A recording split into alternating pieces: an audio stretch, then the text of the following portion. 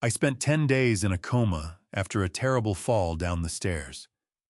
When I finally opened my eyes in the hospital, the chair beside my bed was empty. My son was gone. All he left was a crumpled note on the nightstand. "Dad, I sold the house. You're nothing but a burden. Figure it out yourself. Don't call me." I broke down, feeling my whole world collapse. Then 3 slow knocks came at the door. A man in an expensive suit walked in and said, "Perhaps your son isn't very smart." I froze when I realized who he was. A brief note. Some details in this story have been shaped for the purposes of reflection and storytelling. Any resemblance to real names or places is purely coincidental, but every truth carried within these words is absolutely worth your time. The first thing that reached me when I came to was the smell. Sharp antiseptic cut through with something colder, industrial bleach. The kind that doesn't merely clean a surface but scrubs every trace of warmth right out of it. It caught at the back of my throat before I even knew where I was, before my mind had managed to register that I was breathing at all. The ceiling overhead was white. Not a gentle white, a hard, fluorescent white, the kind that holds nothing back, forgives nothing. 4 recessed panels hummed overhead with that flat, relentless buzz that burrows into your skull if you listen too long. I tried not to listen too long. Welcome back to alphadadstories. I'm glad you're here. If this is your first time, tap that subscribe button so the next story finds its way to you. Before we get into today's story, I'd love to know, what are you up to right now while you listen? Driving somewhere, cooking dinner, or maybe just resting after a long day? Drop it in the comments. And one quick note, some details in this story have been shaped for the purpose of storytelling, and any resemblance to real people or events is purely coincidental. What matters is the truth at the heart of it. Every part of me hurt in a different way. My chest ached with each breath, like something inside had shifted and never quite settled back. My left leg throbbed from hip to heel. Reaching with my right hand, I felt a tug at my wrist, an IV line fixed down with white medical tape already curling loose at the corners. A monitor beside the bed kept its slow, indifferent beep clocking the pulse of a man it had no feelings about either way. I turned my head. Corner of the room, one of those hard plastic visitor chairs, the kind with the rubber feet that squeak against linoleum when you pull them out. Someone had placed it at the exact angle, the exact distance that a person would need to sit and keep watch through the night. Empty. A pressure moved through my chest that had nothing to do with broken ribs or IV lines. I told myself it meant nothing. Kyle had probably stepped out for coffee, maybe caught the doctor in the hallway, maybe was somewhere down the corridor signing insurance paperwork. That was his nature, methodical, always dealing with the forms, always 2 steps ahead of the mess. I'd shaped him into that. I used to feel good about it. But even while I was building that explanation, the quieter part of me, the part worn down by 67 years of learning not to lean too hard on hope, had already reached a different conclusion. That chair had been cold for a while. I stopped fighting it and let the memories surface the way they always do after a trauma, not in sequence, but in loose, scattered pieces like debris after a flood. The staircase. My hand going out for the railing. The moment it gave, not the slow failure of something old and tired, but a sudden betrayal, as if it had been holding out on me deliberately. The concrete edge of a step meeting the side of my skull. Then a sound like static filling every corner of the world, blotting everything out. Then nothing at all. 10 days, the nurse would later tell me. 10 days of nothing before this ceiling, before this room. I'd put in 30 years at a freight warehouse on the north side of Augusta, hauling loads in summer heat that softened the tarmac underfoot. 2 bad knees were my pension. A lower back that woke up complaining every morning was my bonus. And $47 sitting untouched in a savings account, money I'd never let myself spend, because I kept it sealed off for genuine emergencies, the kind that actually warrant it. Everything else went to Kyle. Not with any fanfare, not with the kind of loud self-sacrifice people perform so someone will notice. I just lived by what I understood a father's job to be. Extra shifts when they came. Saying no to myself so he could hear yes. When he got his college acceptance, I sold my car and bought a used one. And I never breathed a word about where the tuition money came from. When he needed first and last month's rent for his apartment, I cracked open the coffee can I kept on the back shelf of the pantry. He never once asked about it. I didn't need him to. What I needed was for him to land on his feet, so lying there, eyes on that empty chair, I kept patching the story together. He wore himself out. He was here every single day and finally had to go rest somewhere. He left maybe 5 minutes ago. Any moment now the door is going to open and he'll walk back through it. Then I saw the paper on the bedside table, folded once, dropped next to the plastic water pitcher. Not set there with any care, discarded the way you discard something once it's served its purpose. The paper had a slight crumple to it, the kind that comes from writing in a jacket pocket. I recognized the handwriting without even touching it. Kyle always bore down too hard with a pen. It was something his third-grade teacher had flagged, once something I hadn't thought of in years until that memory came surging back with a force I wasn't ready for. I used to joke with him when he was little. "You're not carving a monument, buddy. It's just a grocery list." My hand shook, reaching across for it. The IV line pulled. I barely registered it. I opened the fold slowly, the way you approach something, when part of you already knows what's waiting, but you need your eyes to confirm it before the rest of you will accept it. My pulse was loud in my ears. The monitor quickened. 3 lines. That was the sum of it. "Dad, I already sold the house. You're nothing but a burden. Figure it out yourself. Don't call me." I went through it once, then a second time, then a third, because the meaning kept skipping off my mind like a stone off still water refusing to sink in. Nothing but a burden. 30 years. 6 of those years working 2 jobs because one wasn't enough. The car I let go. The coffee can.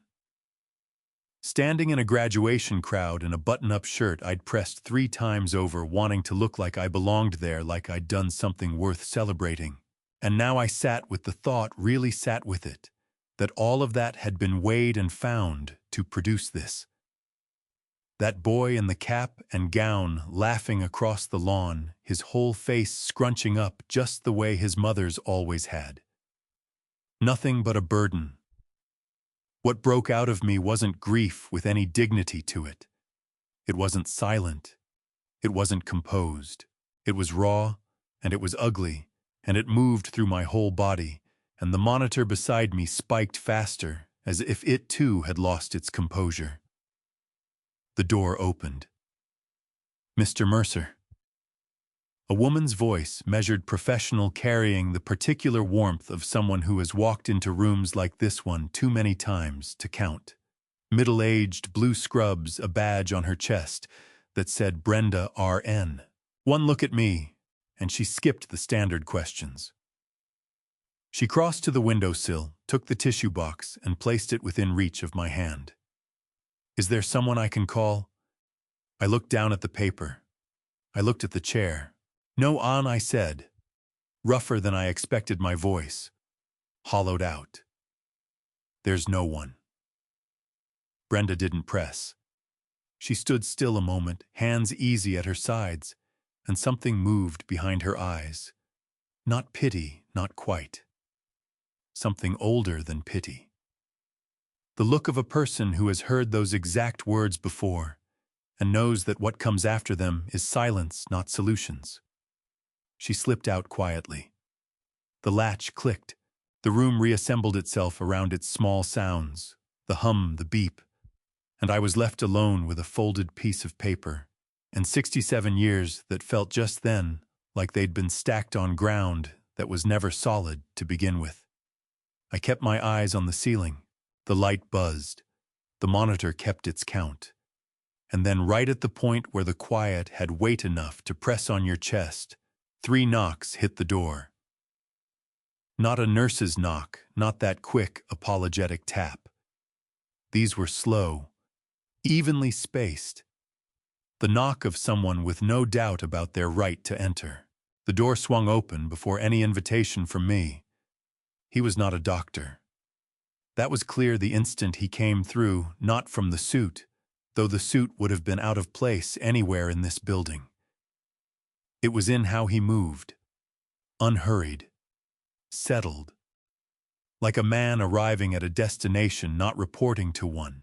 Doctors carry the tension of an unsolved problem. This man carried none of it. Mid-60s I put him at. Silver hair, clean shave, the kind of jaw that looks like it was built to be described as distinguished, and had held up that description for decades. The suit was navy wool, the sort of thing that runs more than most people's rent for a month, fitted square across the shoulders. Not a crease anywhere despite obvious hours of wear. Dark Oxford shoes, quietly polished, not showy, just exact. Black leather briefcase in his left hand, carried as if it had no mass at all. When his eyes settled on me, dark brown, still giving away nothing, something shifted in them that I couldn't quite read. Not the clinical neutrality of a professional. Not pity. Relief. That's the closest word. The look of a man who has been hunting for something across a great stretch of time and has walked through a door and found it sitting right where he'd allowed himself to hope it might be. He brought the chair over from the corner, set it level with my bed, and lowered himself into it with the measured ease of someone accustomed to difficult conversations. Briefcase on the floor, hands folded, eyes on me, patient and still. "Mr. Mercer," he said. Low voice, unhurried, the voice of a man who had spent a career in rooms where every word landed with consequence. "I apologize for the intrusion. I suspect this morning has not gone the way you needed it to." I was still gripping the paper. I made no move to put it away. "I have no idea who you are," I said. "No, you wouldn't." That didn't appear to concern him. Gordon Stafford. That's who he was, an attorney, he told me, and the chief administrator of a private estate right here in Augusta. He let a pause hang in the air, brief but deliberate, giving the words that followed room to land. He'd been trying to track me down for a very long time. "Mr. Mercer," he said. I kept staring. "Track you down, me?" I told him what I was, a retired warehouse worker out of Garden City. The words left my mouth hollow, stripped of everything. No estate to speak of. No property to my name, as had just been made abundantly clear. I glanced at the sheet still in my grip. Nothing worth anybody's trouble. Gordon Stafford's eyes moved to it as well. His face changed, not into surprise, but into something colder. A restrained anger buttoned tight. "Your son may not be particularly bright," he said. "Is he?" I just blinked at him. It was delivered so evenly, so without edge, the way a man might note the time of day. And still, it went straight through me the way a pebble finds still water and throws rings all the way to the bank. "You don't know my son," I said. No, Gordon allowed. "But I know the thing he just pulled, and I know what he hasn't figured out yet." His eyes didn't waver. Both of those facts are going to matter before long. By rights, I should have told him to leave. I should have hit the call button and gotten Brenda back in the room. But instead, I just sat there, eyes on his hands, resting quiet in his lap. Still, unreadable. A man, I realized, who had navigated worse rooms than this one. Who wasn't losing a single night of sleep over whatever he was about to tell me. "What is it you want?" I asked. "The truth," Gordon said. "Every bit of it. This won't be quick. And parts of it are going to sit heavy." He took a breath. But Mr. Mercer, what I should say is you've earned the right to know it a good deal more than you earned what walked through that door this morning." The way he put it stopped me. No performance in it, no manufactured tenderness, just a man saying a thing he plainly believed the way you'd state a fact about the weather. And the back of my eyes went hot in a way that had nothing at all to do with the overhead lights. "There's something I need to ask first," Gordon went on. His gaze dropped just for a moment to my right wrist. "That silver bracelet you have on—" My arm pulled back before I'd made any decision to move it. Pure reflex, the way your hand jerks from a flame. That bracelet had been part of me longer than any memory I owned. It was already clasped around my wrist the morning St. Cyprian's Children's Home put my name in their intake records. Not a single person had ever been able to tell me how it got there. Every inquiry I'd made had hit a wall. Years ago, I gave up asking altogether. It never came off. "So what about it?" I said. Gordon made no move toward it. He just regarded it the way you regard something you've chased across years and miles and have now found sitting right in front of you. "I know that bracelet," he said, his voice dropping. "From photographs, from paperwork. From a report a forensic archivist put together over 14 months, all of it aimed at connecting one piece of silver jewelry to a particular family's crest." My throat went tight. Which family? He reached down without hurrying and lifted his briefcase onto his knee. Everything he did was measured, no theater, no rush, just a man who knew exactly what he was doing. From inside, he pulled a photograph. Age had rounded its corners and washed its colors into something close to amber. He offered it across to me with 2 fingers. I took it. A boy looked back at me from that picture. Small, maybe 4, maybe 5. He was standing at a set of tall iron gates, the kind set into an old stone wall, and the gates were standing open behind him. Beyond them rose a house, white 3 stories, black shutters, columns marching across the front. The sort of Augusta house whose family name ends up chiseled into the facades of public buildings. The boy had his face turned up into the sun eyes scrunched against the glare. He was grinning. And there on his right wrist, bright, where the light caught it, a silver bracelet. My hands went unsteady so fast I nearly lost hold of the photo. Because the bracelet on that boy's wrist was not like mine. It was not reminiscent of mine. It was mine. Narrow gauge exactly matched. Same small crest engraved on the face. Same faint flaw on the left arc where the metal had been worked by someone's hands rather than a machine. I said that boy. Barely any sound behind it. "Who is he?" Gordon held my gaze without moving. Careful, that's the word for his face. Not unkind. Not hovering. Just steady, the steadiness of someone who knows that the sentence they're forming is about to take apart another person's understanding of everything. "That little boy Gordon told me is you. Summer of 1960. That gate behind him, that's the entrance to your family's home. The silence after that lasted 1 full beat. Your name is not Dale Mercer." The monitor beside me beeped once. Down the corridor, somebody laughed, a bright, careless sound, the kind that belongs to a world going about its ordinary business, not to any world I was currently occupying. "Then what is it?" I asked.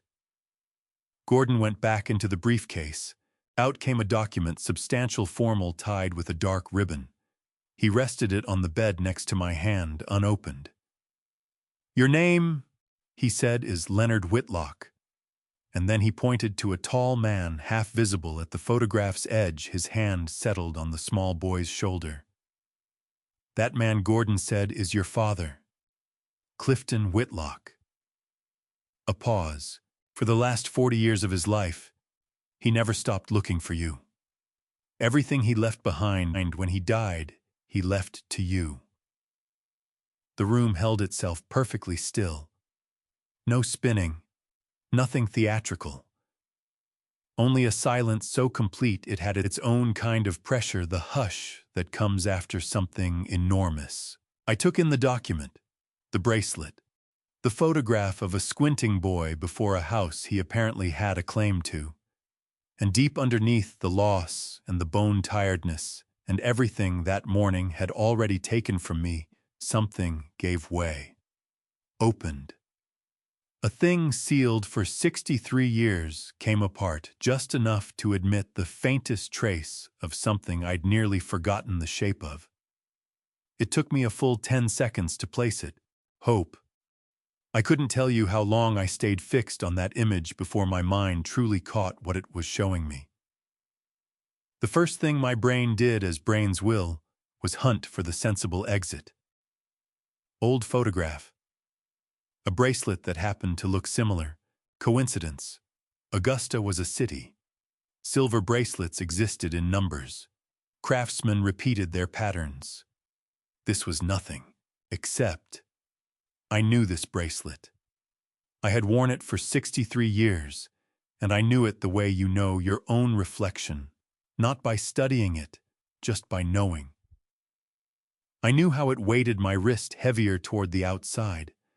I knew the flaw on the left curve where the silver had gone just a fraction too tight, as if the man making it had hesitated and never quite corrected course.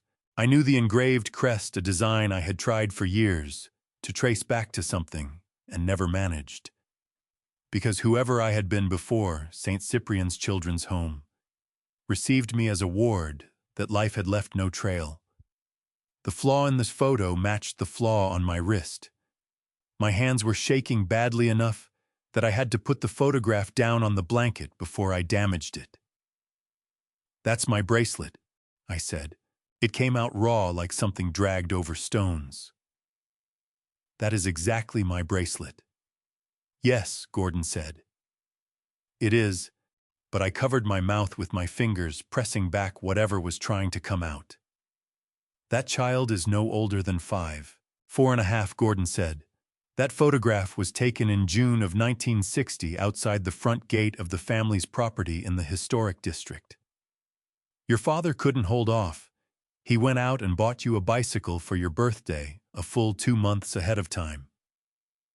Something crossed Gordon's face then.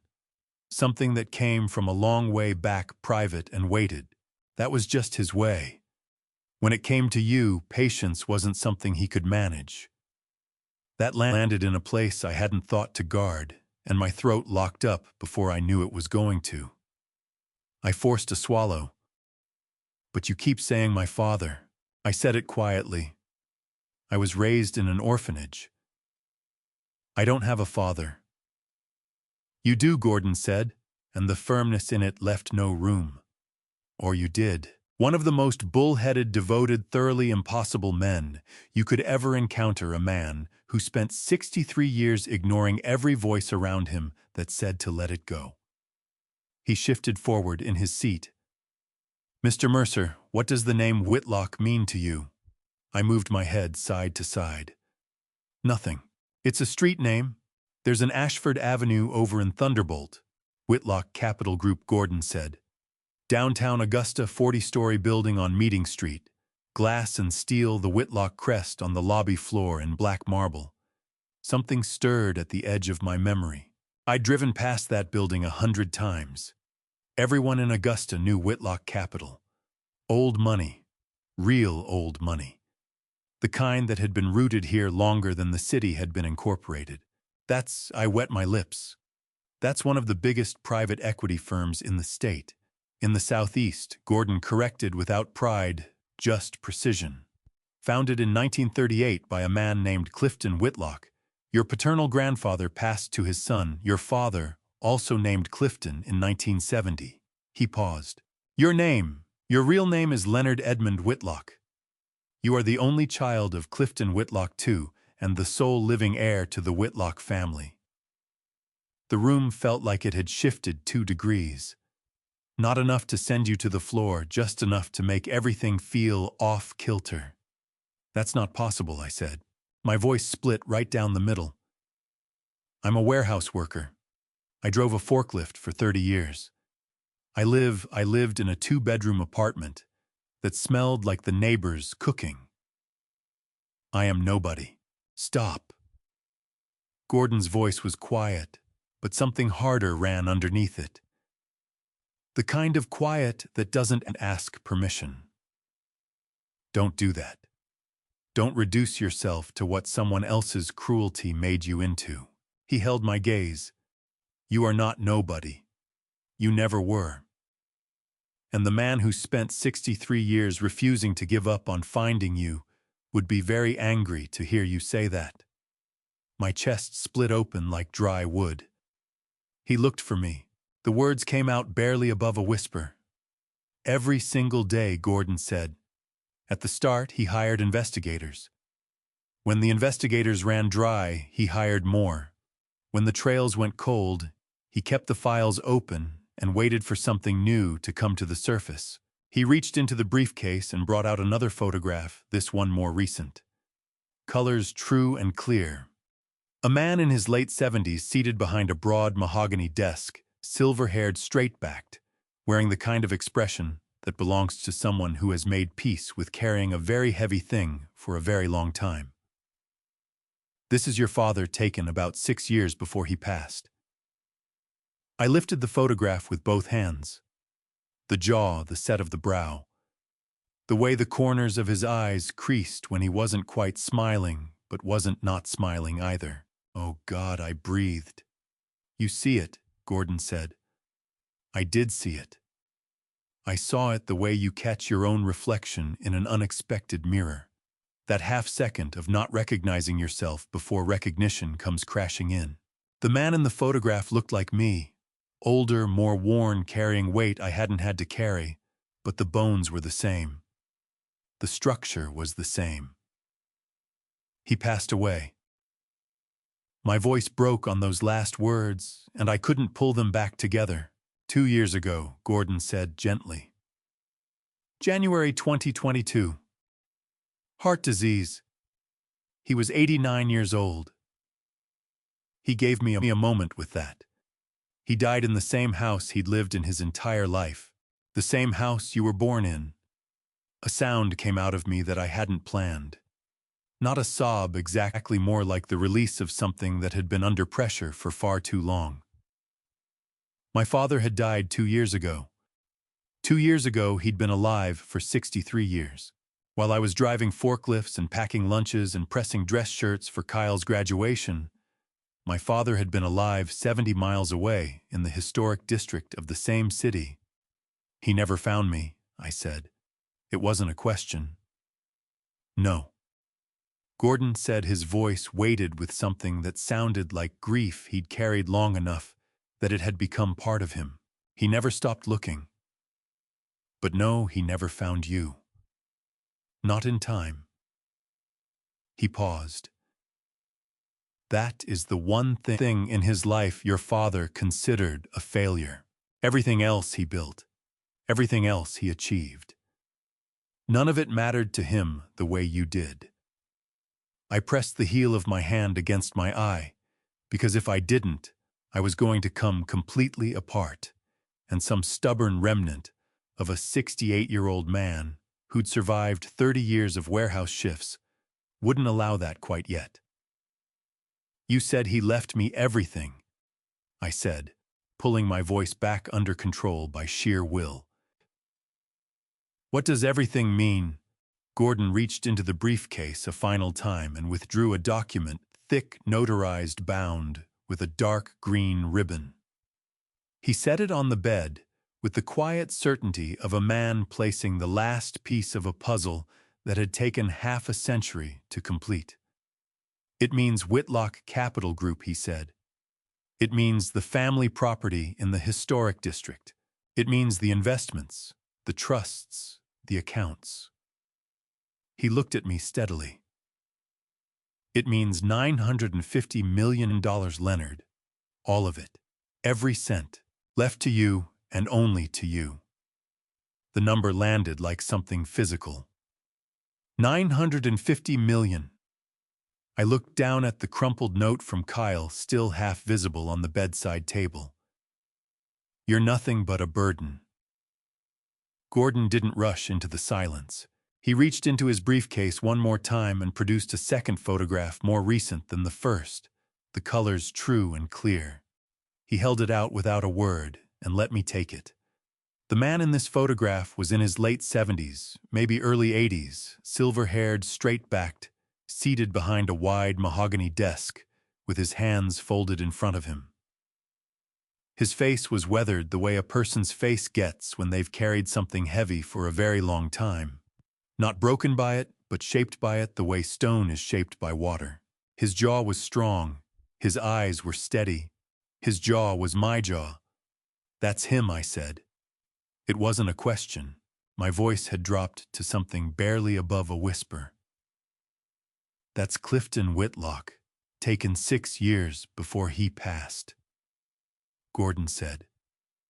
He hated having his photograph taken, but I insisted that year. I had a feeling. I couldn't stop staring at the photograph. 68 years old, sitting in a hospital bed, looking at my father's face for the first time. "Tell me about him," I said.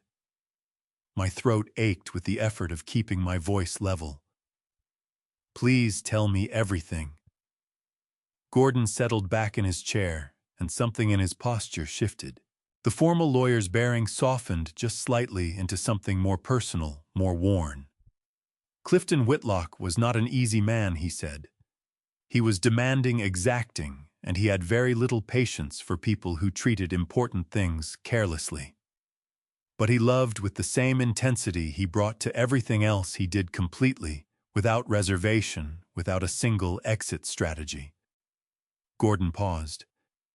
"Your mother Elaine was a school teacher from Beaufort. He proposed 3 weeks after they met. His father nearly had a heart attack. Despite the burning behind my eyes, something in my chest flickered. 3 weeks, he said he'd never understood the logic of waiting for something you were already certain about." Gordon's expression warmed fractionally. "You were born in September of 1956. Your mother had a difficult delivery, and afterward the doctors told him there would be no more children. He told me once that during those hours he had been more frightened than at any other point in his life, and that when it was over and you were both safe, something in him settled permanently like a compass finding north." His voice gentled. "You were everything to him. The whole of it." My chest cracked open so quietly I almost missed it. "She passed when I was 2, I said. "My mother, yes, an illness that moved fast. He was gutted, but he had you. And so he kept going." Gordon held my gaze. "He raised you himself. He read to you every night. He took you to every baseball game that summer of 1960, even the late ones on weeknights. Even when he had 7 a.m. board meetings the next morning, you used to fall asleep on the drive home and he'd carry you up to bed rather than wake you." He paused. He told me that story more than once. A tear slid down my face before I could catch it. I didn't bother wiping it away. "And then August of 1961, I said quietly." Gordon's expression tightened. "Her name was Ruth Tipton. She'd worked for the family for 11 years, your nanny since birth. Your father trusted her without question." His jaw set. "One afternoon, while he was at a board meeting, she took you from the house. Told the other staff she was bringing you to the park. You never came back." I pressed my hand flat against my sternum, trying to hold something in place that felt like it was coming loose. "He called the police that same hour," Gordon continued. "The investigation was extensive. The Whitlock name carried significant weight in Augusta. But Ruth had been careful. All cash. The forwarding address led nowhere, an empty lot where a building should have been. 3 days, and the trail was dead." Gordon let the silence sit between us for a moment. "Every person in your father's circle urged him to make peace with the probable. His attorneys pushed him toward estate planning, toward moving on. His friends said grief couldn't heal without closure." Gordon held my gaze steady and unflinching. "He told every last one of them in terms I won't reproduce inside a hospital ward. precisely what they could do with that counsel. Something burst out of me, half laugh, half something rawer than that, and I had to press my knuckles against my lips to hold the rest of it in. "He kept your room," Gordon said. "Left it exactly the way it looked the morning you were gone. Your books, where you'd stacked them, a drawing you'd made the two of you together, still fixed to the wall over your desk with tape. The baseball glove you'd only just gotten the hang of that summer." He stopped. When he found his voice again, it had gone quieter, flatter.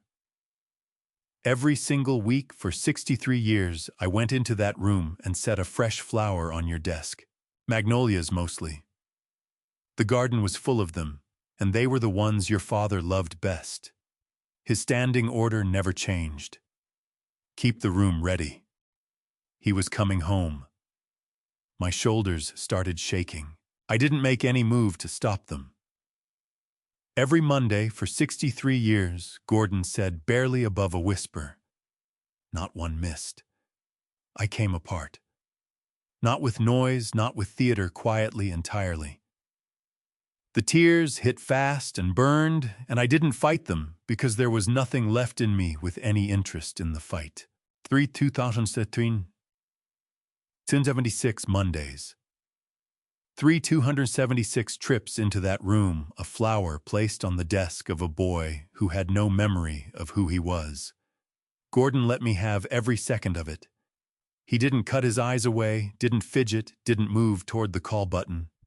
He sat with the stillness of someone who had long since made peace with the fact that certain moments demanded to be felt all the way through. When I'd finally gathered the pieces of myself back up, I dragged the backs of both hands across my face and fixed my eyes on Gordon with whatever I had remaining. "He never took another wife," I said. "Did he?" "No," Gordon said. "Just like that, no. He had his work, and he had the search, and he held on to a conviction that the people around him thought had no basis in reason that you were out there somewhere breathing, and that he would reach you before he was done. He kept his eyes on mine with the quiet assurance of a man who had been present when that conviction turned out to be right. I came on with the Whitlock household in 1977. By 1988, I was his chief legal counsel. Through all of it, every year, every setback, I never once heard him speak the words, "I've given up." My gaze dropped to the bracelet circling my wrist, the very same one visible on the wrist of the little boy in that first photograph, the one Clifton Whitlock had fastened there before everything went to ruin. "How did you find me?" I asked. "All these years later, how did you actually do it?" Something shifted behind Gordon's eyes, a new kind of careful settling over his face. "It begins with a letter," he said, "delivered to the estate in the spring of 2007. No return address on the envelope. Composed by a person who had carried a secret for 46 years, until the weight of it became more than they could take to the grave." My chest tightened. "Who was it?" Gordon didn't blink. "Ruth Tipton," he said. "She wrote it from a hospice bed in Augusta, 3 weeks before the end." "Ruth Tipton," I said back.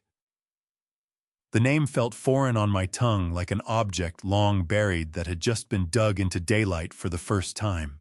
The woman who had pulled me out of my father's house at 4 years old. The woman I had no face for, no voice for, who had surrendered me to St. Cyprian's Children's Home the way you abandon a parcel meant for somewhere else and never look back. "She reached out to you," I said. "Spring of 2007. Gordon confirmed it. No return address, but the postmark said Augusta. 2 pages written by hand, and the opening line read, "I don't expect forgiveness.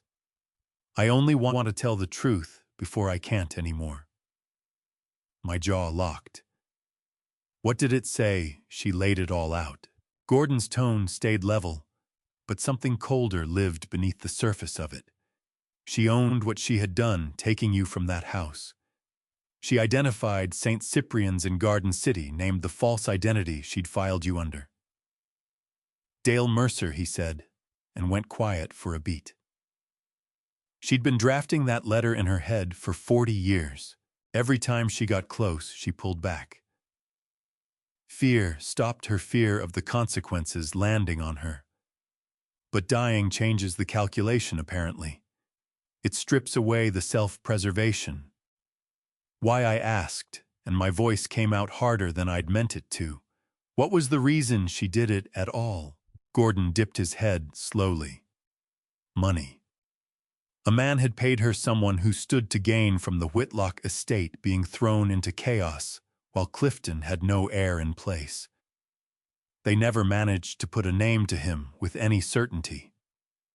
Ruth had no real name to give, only the cash that changed hands, and a phone number Gordon had eventually traced to a line that had been dead for 30 years.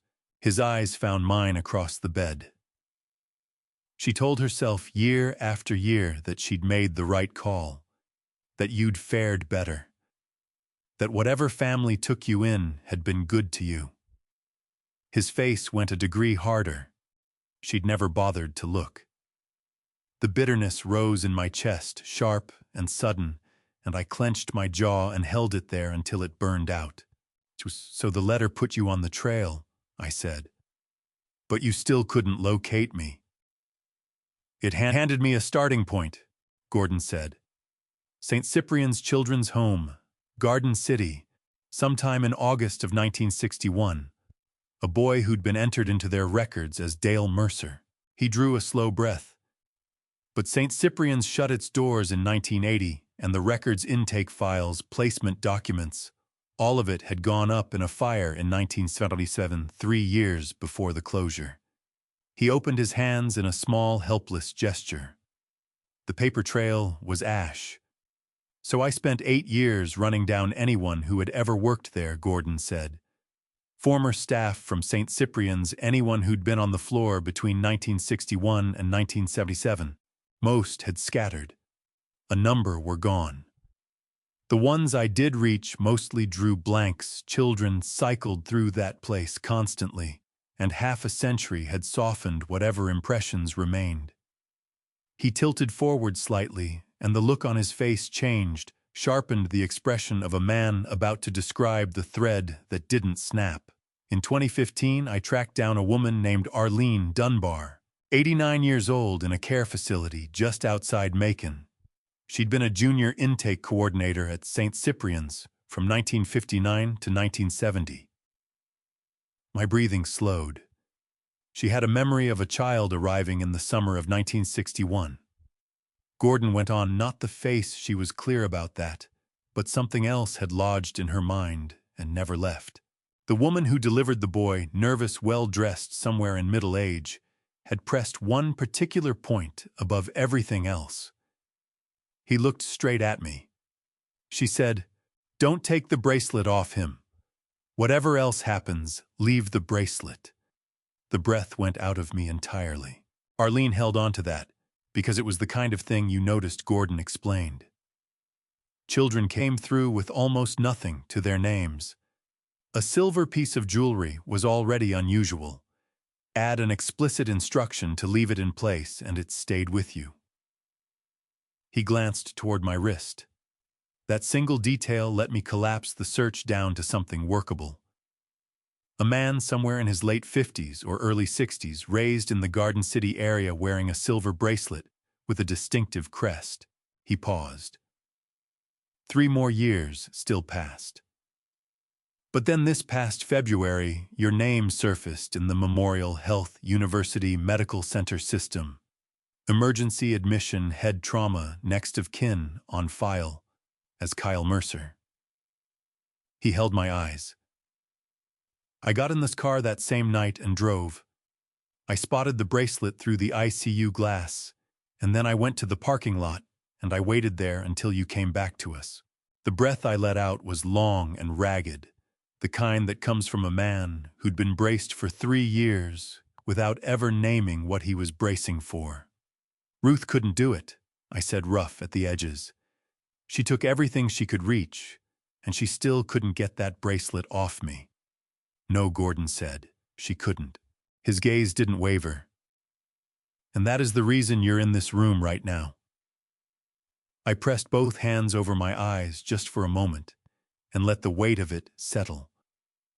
When I dropped them, Gordon was still watching with the measured attention of someone who understood that his next words were going to hit differently than anything he'd said so far. "There's more," he said.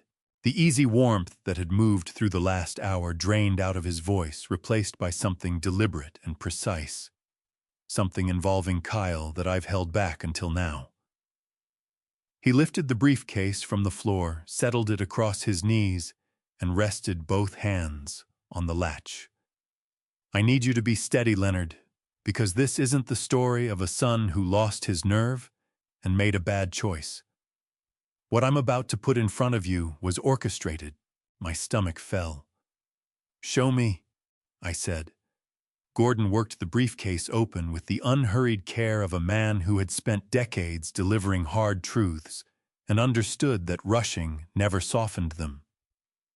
He drew out a manila folder, dense with papers, and placed it on the table between us.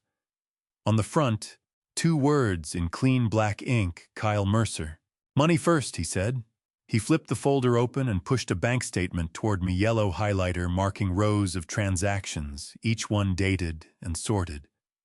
The account number stopped me cold. I knew it. 20 years of double shifts, 20 years of watching every dollar that was my savings account. $47,000 sitting untouched, because I'd always told myself I was holding it for when it truly counted. As of March 19th, the balance reads 0. Gordon's voice was measured, unhurried. 10 days back, while you were lying in the ICU. 7 transactions over 5 days, each withdrawal, sized carefully, deliberately kept under whatever threshold would have triggered the bank's fraud system. Together, they gutted the account inside a week.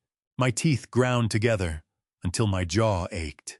Kyle pulled those funds from ATMs and teller windows at 3 separate branches spread across Augusta, Gordon, set his finger moving from one highlighted row to the next. Every location fell within 15 miles of Kyle's front door. He set the paper down and met my eyes. I retained a forensic accountant to go through all of it. The conclusion isn't ambiguous. He emptied my account, I said. $47,000. While I was unconscious. Yes, Gordon said. He didn't look away. Something rose at the back of my throat, not grief, not quite. Drier than that. Hotter. He moved the second document across the table. A property transaction record stamped and notarized March 18th, the day before the final withdrawal hit. My apartment building. Ogeechee Road, Garden City, listed at $155,000 or $70,000 under what it was worth on the open market. Seller Dale Mercer, represented by Kyle Mercer, acting under power of attorney. I read those words twice. Power of attorney, I said. The phrase came out slow, like I was tasting something bitter. So he had the legal right to sign away my property. He claimed to, Gordon said, and there was an edge in it now. A power of attorney authorizes one person to act in another's name, execute contracts, control finances, make binding legal decisions.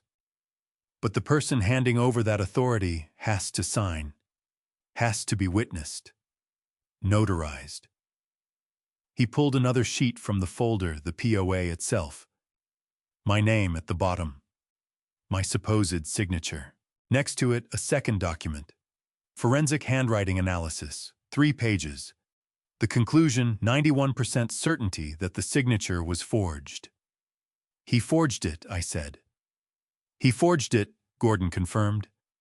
Manufactured the whole thing, we're still tracking down the notary, then used it to put your home on the market while you were unconscious upstairs in this very building. A pause.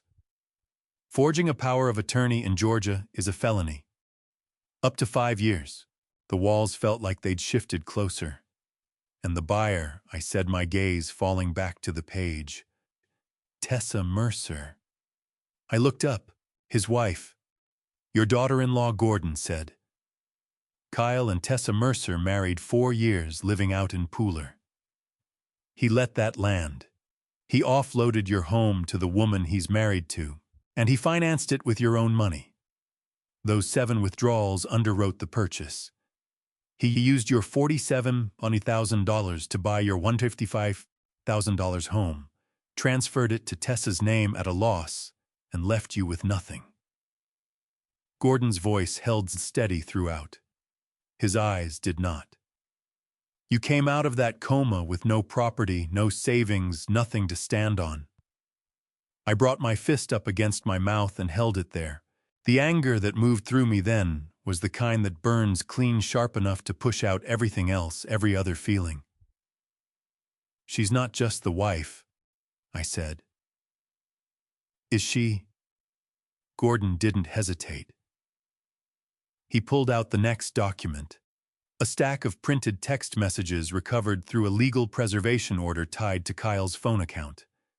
Every exchange carried a date and a timestamp. Tessa Mercer works as a paralegal, Gordon said. She knows property law, estate planning, financial paperwork. He pointed to the first thread dated 8 months earlier, November of last year. This is where it starts, he said. I leaned in and read, Tessa, you need to start paying closer attention to your father-in-law's money.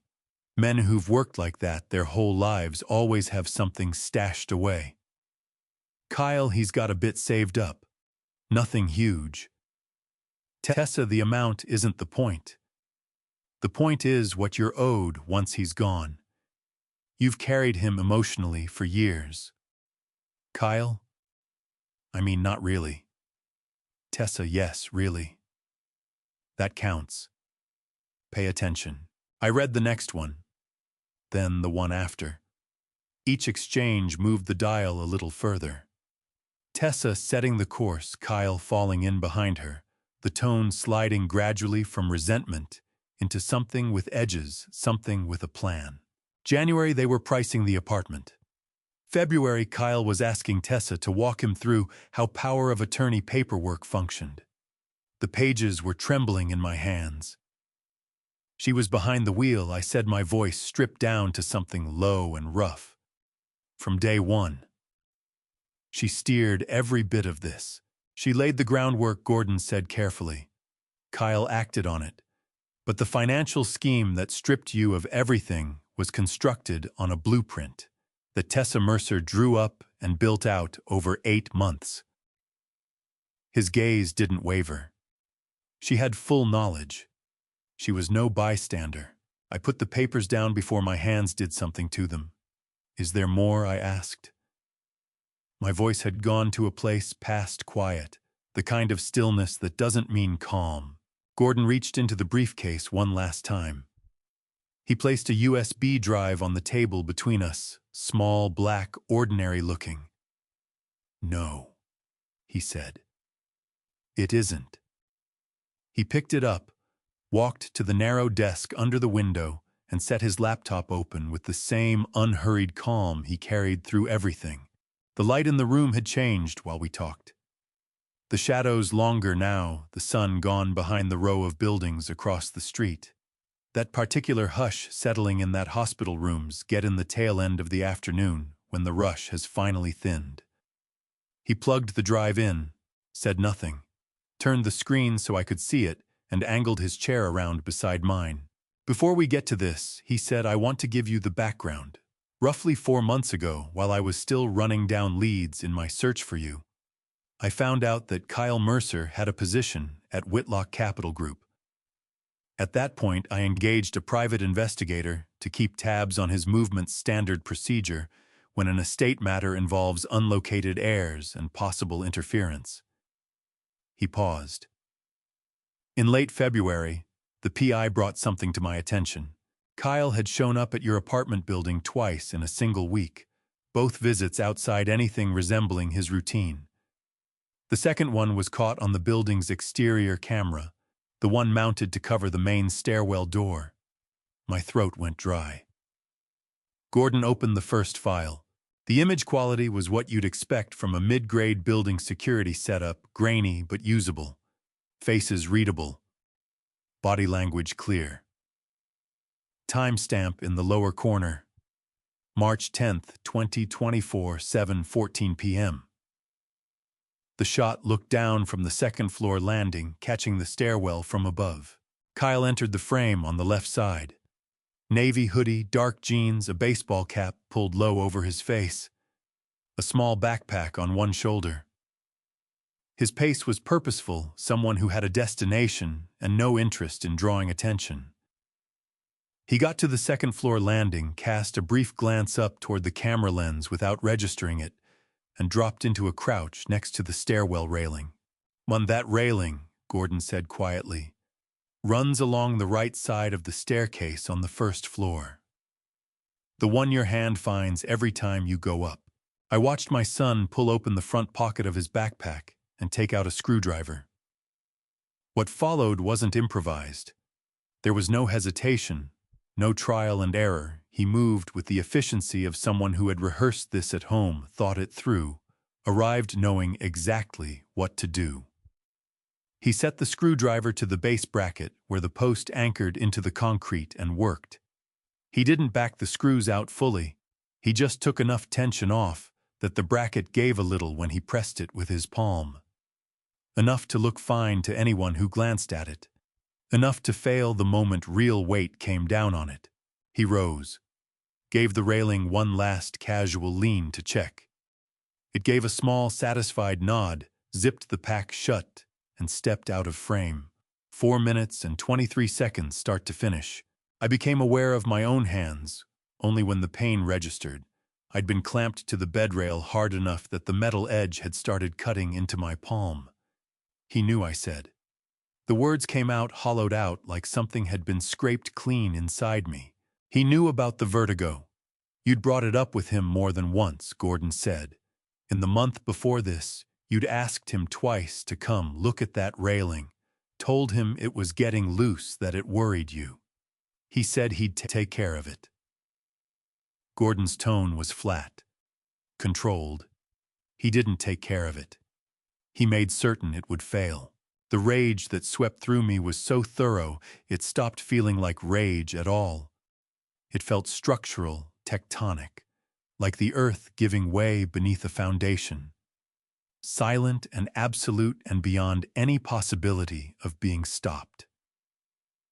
"Show me the rest," I said. Gordon clicked the second file. Same stairwell, different timestamp. March 13th, 2024, 6:47 p.m. 3 days after the first footage, I watched myself move into frame. It was strange, profoundly, uncomfortably strange to see your own body occupying a space 3 days before everything changed beyond all recovery. I looked older on camera than I carried myself in my own mind. I moved with that careful deliberateness I'd built up over years of living around the vertigo. One hand, trailing the wall weight, eased slightly inward, no hurry. I reached the bottom of the staircase and stretched my right hand out toward the railing. Gordon stopped the video right there. "I won't make you sit through what follows," he said. "You were there for it." I was thankful for that. I remembered enough. The railing coming away in my grip. Not gradually, not with a single moment of warning, just gone instantly. The support I had trusted, dissolving at the exact moment I had committed my full weight to it. The world tilting. The concrete edge of the step meeting the side of my skull with a sound I heard only from within. 10 days of nothing after that. "What's the legal term?" I asked. My voice was steadier than anything I felt inside. "For what he did. What do they call it? In Georgia, deliberately creating hazardous conditions with knowledge of a specific victim's physical vulnerability and with documented financial motive can be charged as reckless endangerment, causing great bodily harm," Gordon said. "Depending on the shape of the full evidence picture, by the time a prosecutor lays eyes on it, it could reach as far as attempted murder." He held my gaze. "The video taken alongside what I'm about to show you makes the attempted murder argument considerably stronger. Something in my chest clenched so hard, it landed like a physical impact. "There's more," I said. "There's more," Gordon confirmed. He reached into the briefcase and drew out a thick manila envelope, a corporate logo embossed in the corner, the name of a national insurance company printed in dark blue ink. He set it down between us. Kyle had applied for a life insurance policy, he said. The insured party was listed as you. The beneficiary was himself. He let that settle. He filed the application on February 25th, 16 days before he loosened that railing.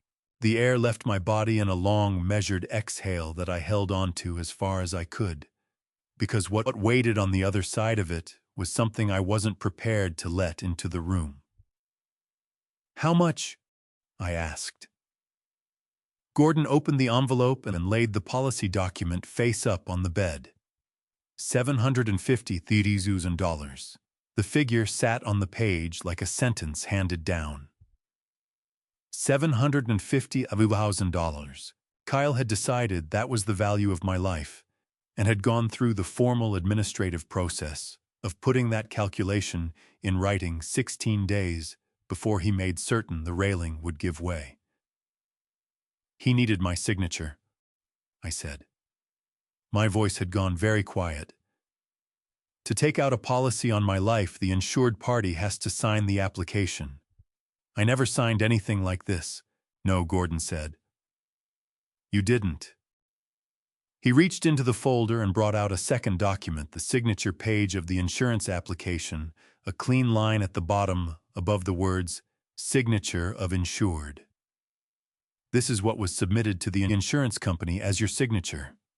He placed it alongside a third sheet, a forensic analysis report from a handwriting expert, 4 pages dense with technical language and comparison diagrams, concluding on the final page with a finding set out in plain terms. The signature on the insurance application did not match authenticated samples of Dale Mercer's handwriting.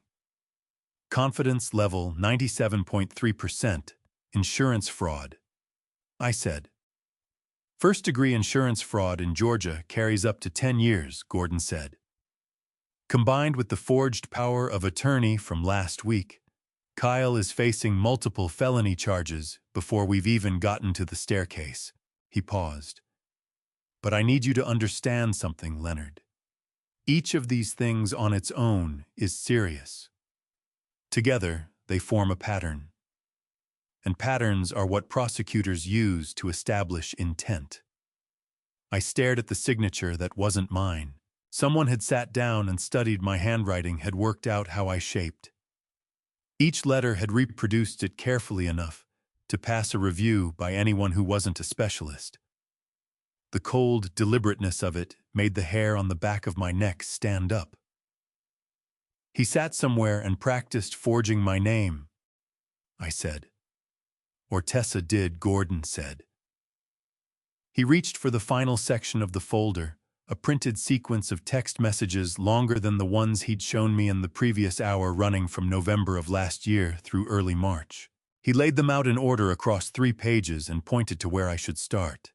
I read through the early messages. I'd already seen Tessa steering Kyle toward his father's finances, the slow architecture of resentment being shaped into something with a purpose. But these went on past where Gordon had stopped before. Tessa, January 14th. "The life insurance is the cleanest option. If something happens to him naturally, you collect. No questions. Kyle, he's not that old. He could live another 20 years. Tessa, he won't if his health keeps going the way it is. You said the vertigo is getting worse." A wave of nausea hit me so fast, I had to press my hand flat against my sternum. "Kyle, February 3rd. The railing on his staircase is loose. Has been for months. I keep meaning to fix it. Tessa, don't." 2 words. That was it. Don't. And then 4 days later, "Tessa, get the policy done this week, before anything shifts." "Kyle, you really think this is going to work? Tessa, he uses that railing every single time he goes upstairs. You told me that yourself. Just make sure it stays the way it is. My vision blurred. Not from tears, from the sheer nauseating clarity of what I was reading. This was not a weak moment. This was not panic, not desperation, not a bad call made under pressure. This was a conversation, a plan. Something that had been talked through over dinner and lying in bed at night, typed out on phones while the TV ran in the background, worn smooth until it felt as ordinary as booking a dentist appointment. They had plotted my death the way regular people plan a holiday. How she told him not to fix the railing, I said. My voice had dropped to something I barely knew as my own. She knew. She understood exactly what leaving it loose would do to me, and she told him to leave it alone. Yes, Gordon said, and the insurance policy was her idea. The text record points to her as the one who originated it. Yes. I set the pages down. My hands were shaking, not the light tremor of cold or exhaustion, but the deep bone-level shaking of a man whose body is trying to absorb something the mind has not yet fully taken in. She sat across my dinner table, I said.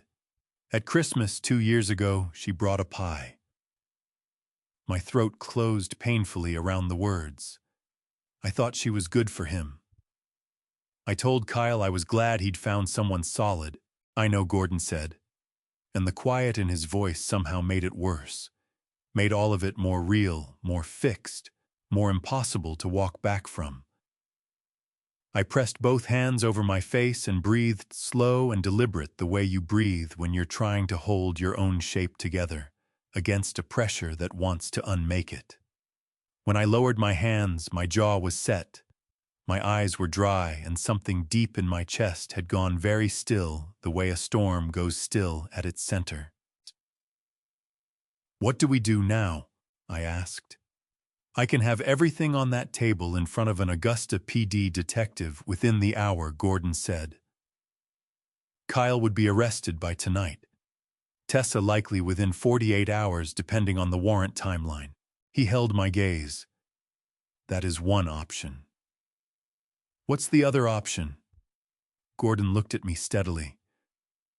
Kyle works at Whitlock Capital Group. He has worked there for 6 years, drawing a salary from your family's company, sitting in meetings inside a building that carries your father's name and not knowing any of it. He paused. You are the legal owner of that company. You have every right to walk into that building as its rightful head.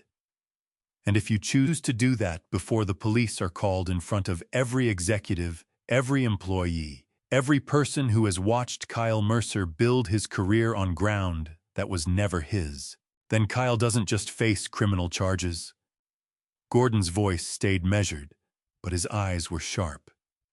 He faces the total and public collapse of everything he believed he had built, with nowhere left to go and no story left to tell. The image formed completely in my mind, Kyle in that building, at ease and oblivious, and then the doors opening. From a legal standpoint, Gordon continued, presenting the evidence in that setting, before credible witnesses, including board members and potentially the press, actually strengthens the criminal case. It creates a documented public record of his response. Prosecutors favor that. He held my gaze. It is not Justice Leonard. It is the smarter legal strategy. I took the photograph of Clifton Whitlock off the bed, where it had been resting, the one Gordon had brought me hours before, that silver-haired man seated at a mahogany desk, a man who had kept a room waiting for 63 years. My father hadn't lived to see any of this, but Kyle was going to understand in full what he'd thrown away. Get the board meeting on the calendar, I said. Every executive, every one of them in that room. I placed the photograph down, and Gordon, nothing goes to the police. Not until I've walked through those doors myself. Gordon didn't look away for a long moment. Then one slow nod, and his hand went to his phone. I walked out of Memorial Health University Medical Center on a Tuesday morning, dressed in the clothes they'd checked me in with. A nurse named Brenda, the one who'd pressed tissues into my hands on the darkest morning of my life, had laundered and folded everything while I was still in the ICU. She'd laid the stack on the chair without a word, without wanting any acknowledgement for it. I never found her to say what I should have said.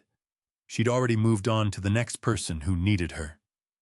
Outside, the automatic doors opened, and the morning came at me all at once, and I stood there on the concrete just past the entrance and let it.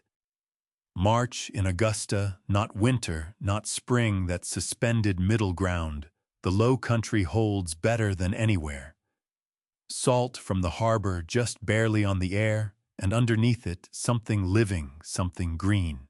I pulled a slow breath in and held it the way you do when you've just been given your life back and you don't want to waste a single inhale. Gordon was already at the curb beside a black sedan, the rear door standing open. "How are you feeling?" he asked, like a man who spent 10 days in a coma and then spent the next 18 hours having his entire life explained to him. "Summarize it," I said. Something crossed Gordon's face that was almost a smile. "Fair enough." I climbed in. Cedar and something clean in the air of the interior, the leather warm against my back, in a way the outside air wasn't. Gordon settled into the front passenger seat. The driver, Vernon, a quiet man somewhere in his 50s, whom Gordon introduced as the estate's head of household transport, pulled out into traffic without fanfare. Our route took us south through Garden City first, my part of town. I kept my face toward the glass. 30 years of my life had been spent in that warehouse district. Every August, I'd walked into the dollar store on Ogeechee Road with Kyle's school supply list in my pocket. The diner on Rivers Avenue where I'd taken my Saturday breakfast alone for the past 5 years, ever since Kyle stopped being someone who showed up. Familiar, worn at the edges. Mine in the only way anything had ever been mine. The whole shape of it, the world I'd assembled without understanding what I was assembling or who I really was inside of it. Gordon watched me stare out at it. "You'll feel like you don't belong at first," he said. "At the manor, everybody does. It passes. How long did it take you?" I asked, "before it felt like yours?" Gordon gave the question the pause it deserved. 2 years, he said, give or take. And I didn't have 63 years of another life pressing against it. The streets changed character as we moved on to the peninsula, tighter, quieter, paced differently. These buildings had been here a long time and showed it. And the trees, live oaks with Spanish moss, trailing from every limb, moving in the March air with a kind of slow patience, like something that had no reason to hurry. The historic quarter of Augusta, I'd passed through it 100 times over the years, without ever once stopping, carrying this unnamed sense that it occupied a world that had nothing to do with me. Vernon turned down a private lane I'd never clocked, before tucked between 2 tall garden walls, nothing marking it from the street. He eased off the accelerator as we neared a pair of heavy iron gates, black ornate, the metalwork laid out in a pattern of repeating leaves, with the Whitlock crest centered on each panel. A brass plate on the right pillar read, "Whitlock Manor Est, 1887. The gates were already moving before we reached them. Electronic, Gordon said, reading my expression. "Your father had the automation put in during the 90s, said operating the manual chain was beneath a man of his standing." He paused. He was 58 when he said that.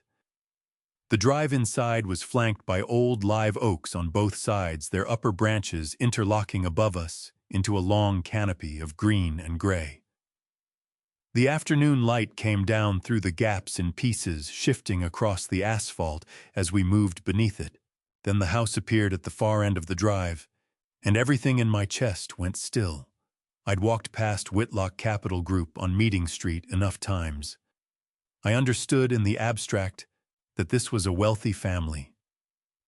But abstraction and reality are 2 entirely separate experiences.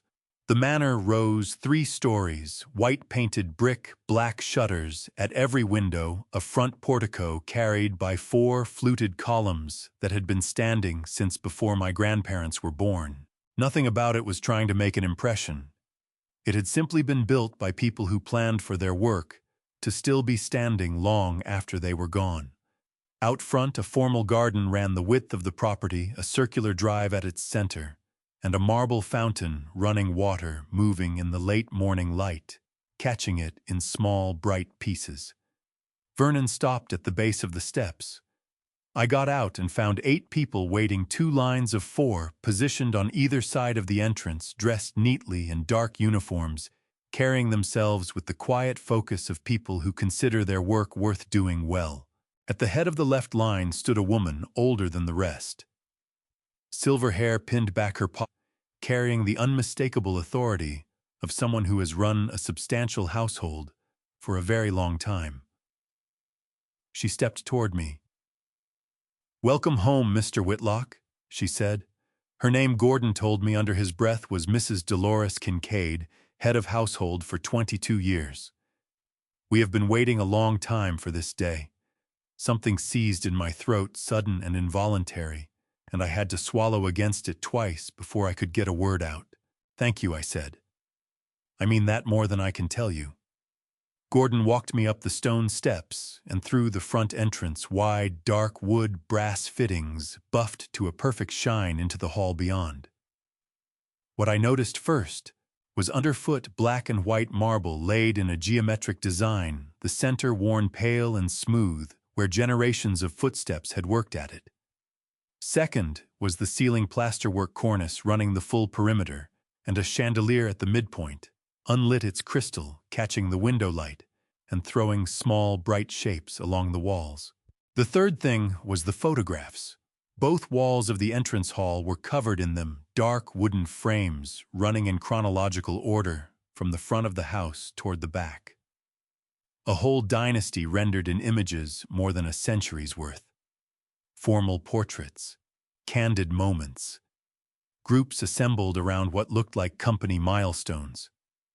Clifton as a young man, eyes sharp, already projecting something that didn't need to announce itself. Clifton beside a woman I didn't need anyone to identify, my mother. Elaine caught mid-laugh at something beyond the camera's edge, head tipped back, more fully alive in that stopped instant than most people manage when they're actually moving. I walked the length of the wall without touching a thing, hands at my sides. And then I came to it, set near the middle of the right wall at my eye level, its frame a measure larger than the ones around it. A small boy of 4 or 5 photographed in the morning light of a garden I now recognized as the one just out front. Eyes screwed up against the sun, grinning wide, and there on his right wrist, the bracelet catching the light, my bracelet. I lifted my hand and touched my fingertips to the glass, barely making contact, and something passed through me at that coolness, that hardness, that undeniable realness, something I had no name for. "He put it there himself," Gordon said. He was standing close behind me, center of the wall, eye level, so that it was the first thing he'd see each morning coming down those stairs. His voice carried the weight of it carefully, the way you carry something you don't want to drop. Every morning for 63 years, he saw that photograph, Leonard. My eyes went hot, a sharp, fierce burning, and I pressed them shut hard against it. "Get me upstairs," I said. The words came out scraped raw. "I need to see all of it." Gordon nodded without speaking and brought me to the staircase, wide steps, a curved banister worn satin smooth by 130 years of hands passing over it. At the top, the hallway ran in both directions. He went right toward the far end to where the corridor came to a stop at a single door. Across the threshold, someone had laid a fresh bow of magnolia. White blooms newly opened. Gordon came to a halt before the door and turned to look at me. "Are you ready?" he asked. My pulse had climbed so high I felt it knocking at the base of my throat. I put my palm flat to my chest for a second, just to anchor myself, and then I gave him the nod. "Open it," I said. The hinges gave no sound at all. That was the first thing I registered. The door moved on flawless hardware, clean and without resistance. This wasn't the kind of upkeep that happens on its own.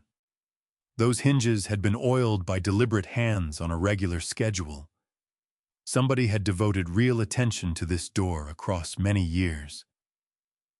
The smell hit me before I could see anything clearly.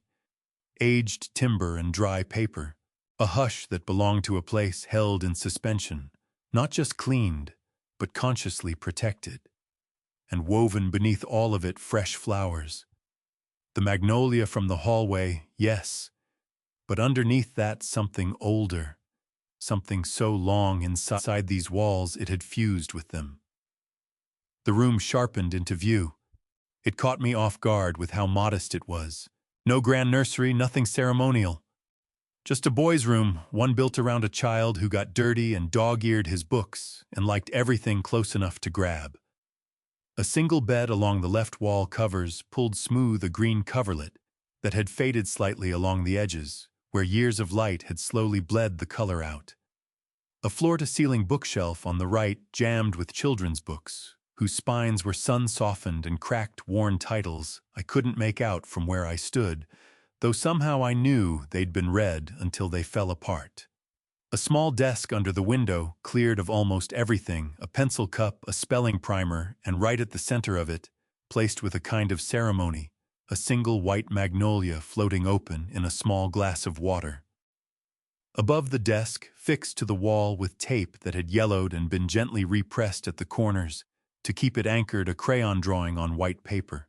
Two figures, one tall and one small, planted next to each other in front of a house with 4 windows and a sun wedged into the corner. Underneath them, scrawled in the oversized, lopsided letters of a child still new to the alphabet. Me and Daddy. The strength went out of my legs so suddenly, I grabbed the doorframe with one hand, just to stay standing. "Come in," Gordon said, his voice soft. It's yours." I moved across the threshold slowly, the deliberate pace of someone stepping into a church, which is more or less what this was. My shoes didn't make a sound against the wood. I went to the desk and stood there in front of the drawing, in front of those 2 wax figures, the tall and the small, and something bypassed my thinking mind entirely, and landed somewhere older, somewhere bedrock deep. The small one was me. My hands had made this. These fingers had dragged those crayons across that page. It was my voice that had held it up and said to Clifton, to my father, "Daddy, look what I made." And he had kept it. 63 years through all of it, right there on that wall. The flowers I managed. Barely a whisper. "You put one in here every week." "Every Monday morning," Gordon said. He hadn't moved from the doorway. His hands were folded. His voice came out carefully measured. "Your father left instructions, keep the room in a state of readiness. Tend it as though you might come back on any given afternoon." He paused. I decided that readiness meant life. A room with fresh flowers is living. A room without them has become a monument to the dead. I turned toward him.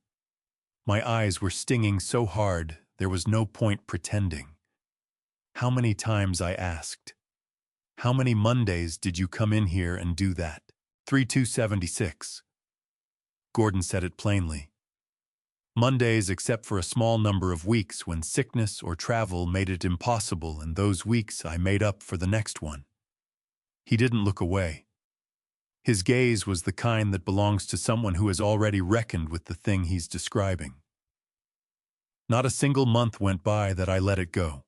What broke loose in me then rose from a level I hadn't known I had. Below grief, below the fury of the morning, below all the revelations the afternoon had delivered. It came from wherever the child in you never stops living. That part of me had gone 63 years without knowing it had a father who kept a flame burning, who held a room in readiness, who pressed a child's drawing to a wall and never once stopped waiting. I covered my face with both hands and let it come. I had no desire to contain it, and couldn't have managed it regardless. Gordon didn't flinch, didn't shift his feet, didn't reach for any word to shrink the moment down to something more comfortable. When I finally brought my hands down, my cheeks were wet, and there was a dull ache in my chest that wasn't quite pain or wasn't only pain. I pulled out the desk chair and sat down in it. My chair, at my desk, where I had once sat copying letters and drawing pictures of the two of us. I looked across at Gordon. "Sit down," I said. "Please." He walked over and perched on the edge of the bed I had known before everything fell apart, and gave me the kind of quiet, focused attention that told me he understood something consequential was coming. "Last night you said Kyle's actions were deliberate," I said. "Not fear, not a snap decision, deliberate." I kept my eyes on his. "I need everything now. Not balance sheets, not policy documents. I need to know what Kyle understood about who I actually am, about this family, about this house." Something flint-hard crept into my voice because a man who is simply frightened walks away. A man who has planned it out takes out insurance first. I tilted forward in the chair. "So when did he know? Tell me that." Gordon's face changed. The softness that had been there for the last few minutes withdrew, and what replaced it was quieter, more deliberate. That, he said, is the piece of this that reframes everything else. He reached inside his jacket and drew out a single sheet of paper, folded once, a timeline I could see printed out and annotated in Gordon's small, tidy script. "Kyle Mercer found out who you really are," Gordon said in January of 2022, 2 years and 3 months ago. He laid the sheet on the desk between us, and every choice he made after that morning was driven by a single concern. His eyes were steady on mine. "How do I make certain my father never learns the truth?" Something happened to the dimensions of the room. The ceiling felt lower, the walls felt nearer. The faded crayon drawing seemed to be the only thing in sharp relief. "He knew," I said. Each word landed separately, like something heavy sinking into quiet water. "He sat across my table from me. He phoned on my birthday. He came for Thanksgiving. The whole time he knew." "Yes," Gordon said. "He knew." The anger that surfaced in me then was nothing like what had come before. It was colder, quieter, and far more absolute.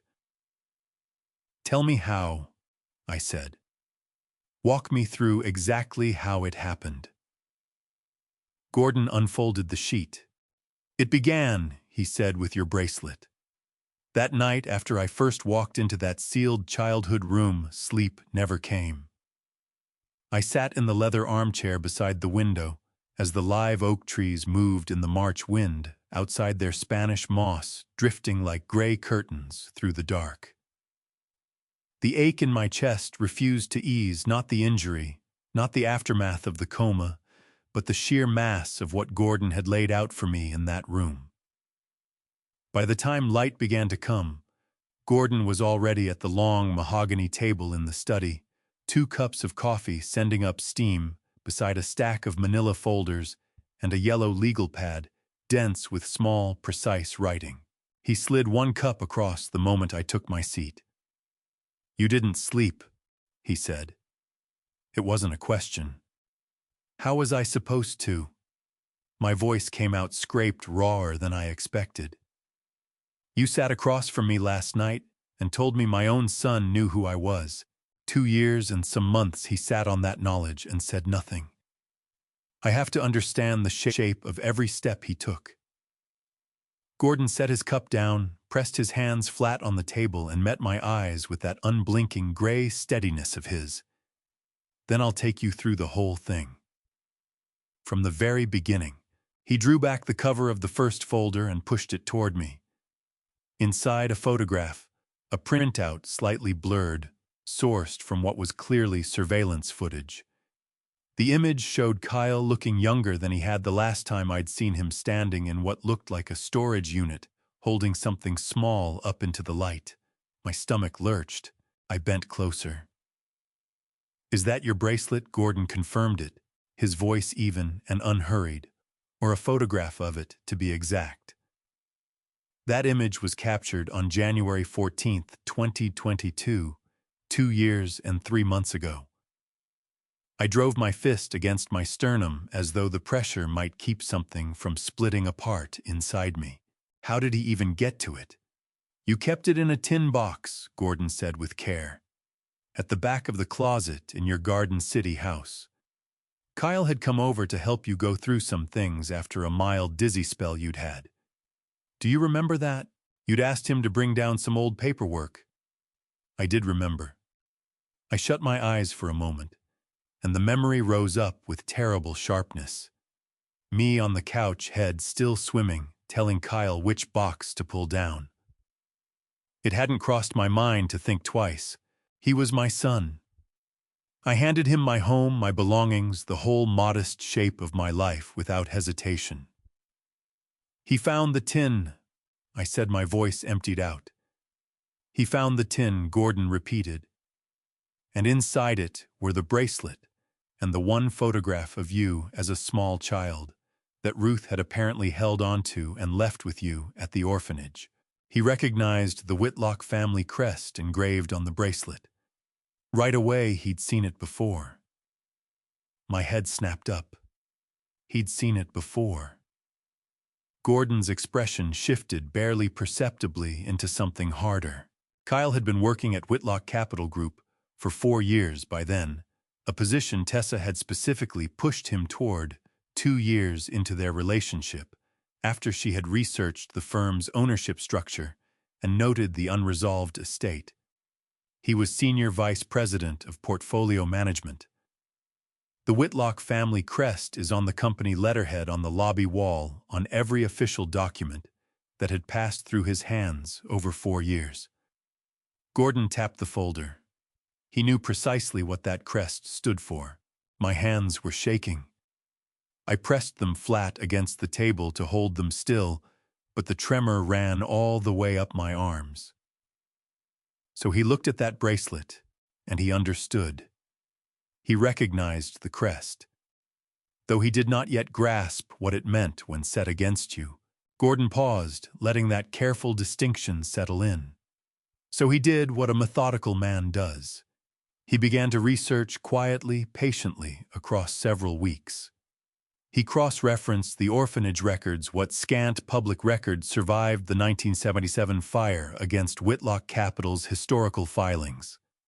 He turned up a reference to Clifton Whitlock's missing son, the open estate, the standing search, and then it all clicked into place. My throat closed until the words barely made it out. He realized that his own father, the man he called a burden, was heir to the better part of $1 billion. Yes. Gordon's voice was soft, but iron ran through it. And rather than coming to you, rather than picking up the phone and saying, "Dad, there's something you need to hear," he went home that evening and told his wife. The air left me. My eyes burned hot, and I drove my knuckles hard against my lips to hold back something that was neither quite a sob nor quite a scream. "Tessa," I got out. "Tessa." Gordon drew out a second document, printed text messages page after page, each one time-stamped and marked with yellow highlights. These were pulled from Kyle's personal device by the forensic investigator I brought in during February 2024. The first message is dated January 21st, 2022, 1 week after Kyle photographed the bracelet. He pointed to a highlighted line. I made myself read it. "Kyle found something. The old man might be worth more than we thought. A lot more. Tessa, define a lot more. Kyle, try 950 million. Tessa. Are you serious right now?" Kyle dead, serious, but only if he claims it. We need to make sure he never does. The room seemed to tilt under me. I seized the edge of the table, knuckles blanching, white breath arriving in short, shallow bursts. My own son. 8 words. We need to make sure he never does. 8 words that set everything else rolling, the drained savings, the forged POA, the house sold out from under me, the bolts worked loose on a stair railing, and a man lying in a coma for 10 days, wondering why no one ever came. My eyes filled. I didn't attempt to stop it this time. Tears slid one after another hot against my face while I held those words on the page with my eyes. He chose the money, I said, and my voice gave way on the final word. He chose it over me. Gordon reached across the table and placed his hand over mine. His grip was firm and steady, the kind of hold you use for someone standing at the rim of something they can't step back from. Mr. Whitlock, he said, and even now that name sent a jolt straight through my chest. What your son chose that is entirely on him. What comes next that belongs to you? He reached to the bottom of the folder and set a cream-colored envelope on the table between us. The paper had aged to the shade of old honey, and across the front in a hand I had never seen before were 3 words. For my Leonard. This belonged to your father, Gordon said. Clifton wrote it in the final week of his life. He asked me to put it in your hands when you were ready to fight. I looked at that envelope for a long time before I let myself touch it. My fingertips floated above the aged paper, as though some warmth from my father's hand might still linger there, some trace of the man who had pressed a pen to that page, knowing he would never see my face. Finally, Gordon spoke. You don't have to open it this moment, he said, his voice low and unhurried. But before we go further, there's something you need to understand. If you intend to reclaim what is rightfully yours, legally, publicly, permanently, we have a window of 3 weeks. I set the envelope carefully to one side, resting my palm against it for just a beat. Then I sat up straight, wiped my face with the back of my hand, and made myself focus. Tell me everything. Gordon drew the yellow legal pad to the center of the table, and for several seconds the only sound was the drag of his pen underlining what was already there. Then his eyes came up. The DNA results came back 48 hours ago from the private laboratory in Colombia, he said. Full genomic match. You are Clifton Whitlock's biological son. That result is notarized, certified, and admissible in any Georgia court. He slid a sealed document across to me, a red official stamp pressed into its face. That is your identity restored in the eyes of the law. I lifted it with both hands. They were still trembling, but I kept the page level by sheer will. And the estate. The will was filed with Chatham County Probate Court in March 2021, 8 months before Clifton passed. Gordon said it names, quote, my biological son, Leonard Clifton Whitlock, as sole heir to all personal assets, real property, and controlling interest in Whitlock Capital Group. The DNA confirmation triggers immediate activation of the estate transfer. He let that wait sit for a full moment before going on. In plain terms, as of 48 hours ago, you are the legal owner of Whitlock Capital Group, Whitlock Manor, and an estate currently valued at $950 million. That number landed in my chest like a fist every time I heard it. I let out a slow breath through my teeth. And Kyle. Gordon's jaw set. Kyle Mercer holds his senior vice president position under a standard employment contract with a fraud clause and a morality clause built in. The instant we lay evidence of criminal conduct before the board, that contract is void, and he can be removed on the spot. No severance, no appeal. He tapped the stack of folders. We have that evidence. The only question is how we bring it forward. I leaned in. Walk me through it. For the next hour, Gordon laid out the bones of a plan he had plainly been assembling for weeks. He spread documents across the table the way a general maps a battlefield. The bank statements showing the $47,000 withdrawal, the real estate deed in Tessa's name, the forensic handwriting analysis on the forged power of attorney, the USB drive holding the security footage of Kyle on that staircase, and the insurance policy with the fraudulent signature flagged at 91% certainty. "We don't go to the police first?" Gordon said, his tone clear and unambiguous. "If we lead with the police, Kyle's attorney files for a stay, the estate proceedings freeze and we could be tangled up in probate court for 12 to 18 months, while Kyle keeps drawing his salary from your company." His finger came down on the legal pad where he had written 2 words in block capitals: board meeting. "We go to the board first. You walk into Whitlock Capital as Leonard Whitlock, heir and legal owner of controlling interest. You present the DNA confirmation, the will and the evidence of fraud in that order in front of every board member and senior executive all at once. Kyle will be in that room. He attends every Thursday board meeting." My pulse kicked hard. This Thursday, Gordon confirmed. His gaze was steady and direct. "That gives us 3 days to prepare." After the board meeting, the Savannah PD White-Collar Crimes Unit will be standing in the lobby with warrants already drawn up. We coordinate the timing so Kyle has no route out of the building. I pushed back from the table and got to my feet, needing to move, needing to feel solid ground beneath me. What I was about to find out about what my own son had really been doing behind my back is the part I still find hardest to say out loud. Before we get there, I want to ask you something. If you discovered that someone you loved completely had been quietly working against you, would you confront them face to face? Or would you wait until you had every piece of proof in hand? I crossed to the window and laid one hand flat against the cool glass. Outside, the grounds of Whitlock Manor rolled wide and green in the early light, the iron fence, the oak-lined drive. The magnolia nearest the house, so ancient its lowest branch grazed the grass.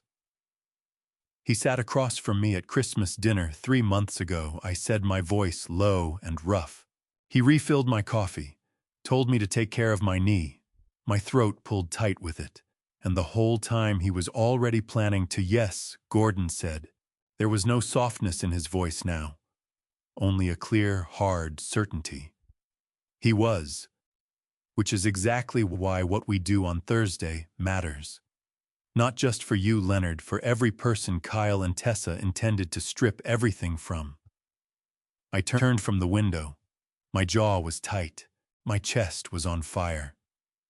But somewhere underneath all of it, something had changed. Some deep foundation thing was holding steady that had not been there 3 days before. I looked at Gordon and felt for the first time in 68 years that I was exactly where I was meant to be. 3 days, I said. 3 days. Gordon rose from his chair and reached his hand across the table, and his eyes carried something I would later understand was a 30-year promise finally arriving at its answer. Welcome back, Mr. Whitlock. I took his hand. My grip was firm. My eyes were dry. And through the glass, the Georgia sun climbed higher over the live oak trees, slow golden and entirely indifferent to the storm that was 3 days out. 3 days passed, the way a held breath passes, slow, pressurized, impossible to sustain. Gordon had a navy suit laid out for me on the morning of Thursday, March 27th. It was hanging on the back of the bedroom door when I woke at 5:30, and I stood before it for nearly a full minute before I reached out to touch it.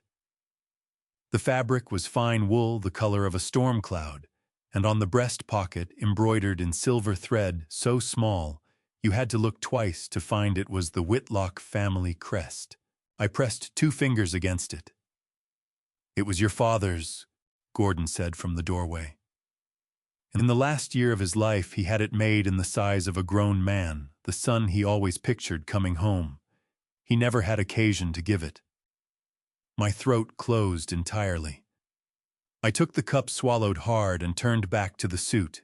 Then I'd better not waste it, I said. The drive from Whitlock Manor to downtown Augusta took 22 minutes. Vernon drove steady and quiet, while Gordon went over his documents in the seat beside me, and I watched the city come alive outside the window.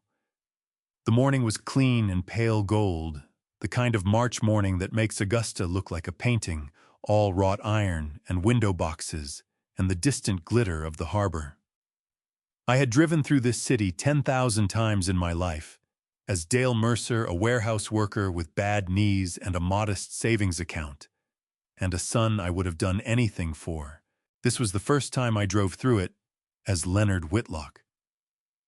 "Tell me about Nadette Caulfield," I said, breaking the quiet.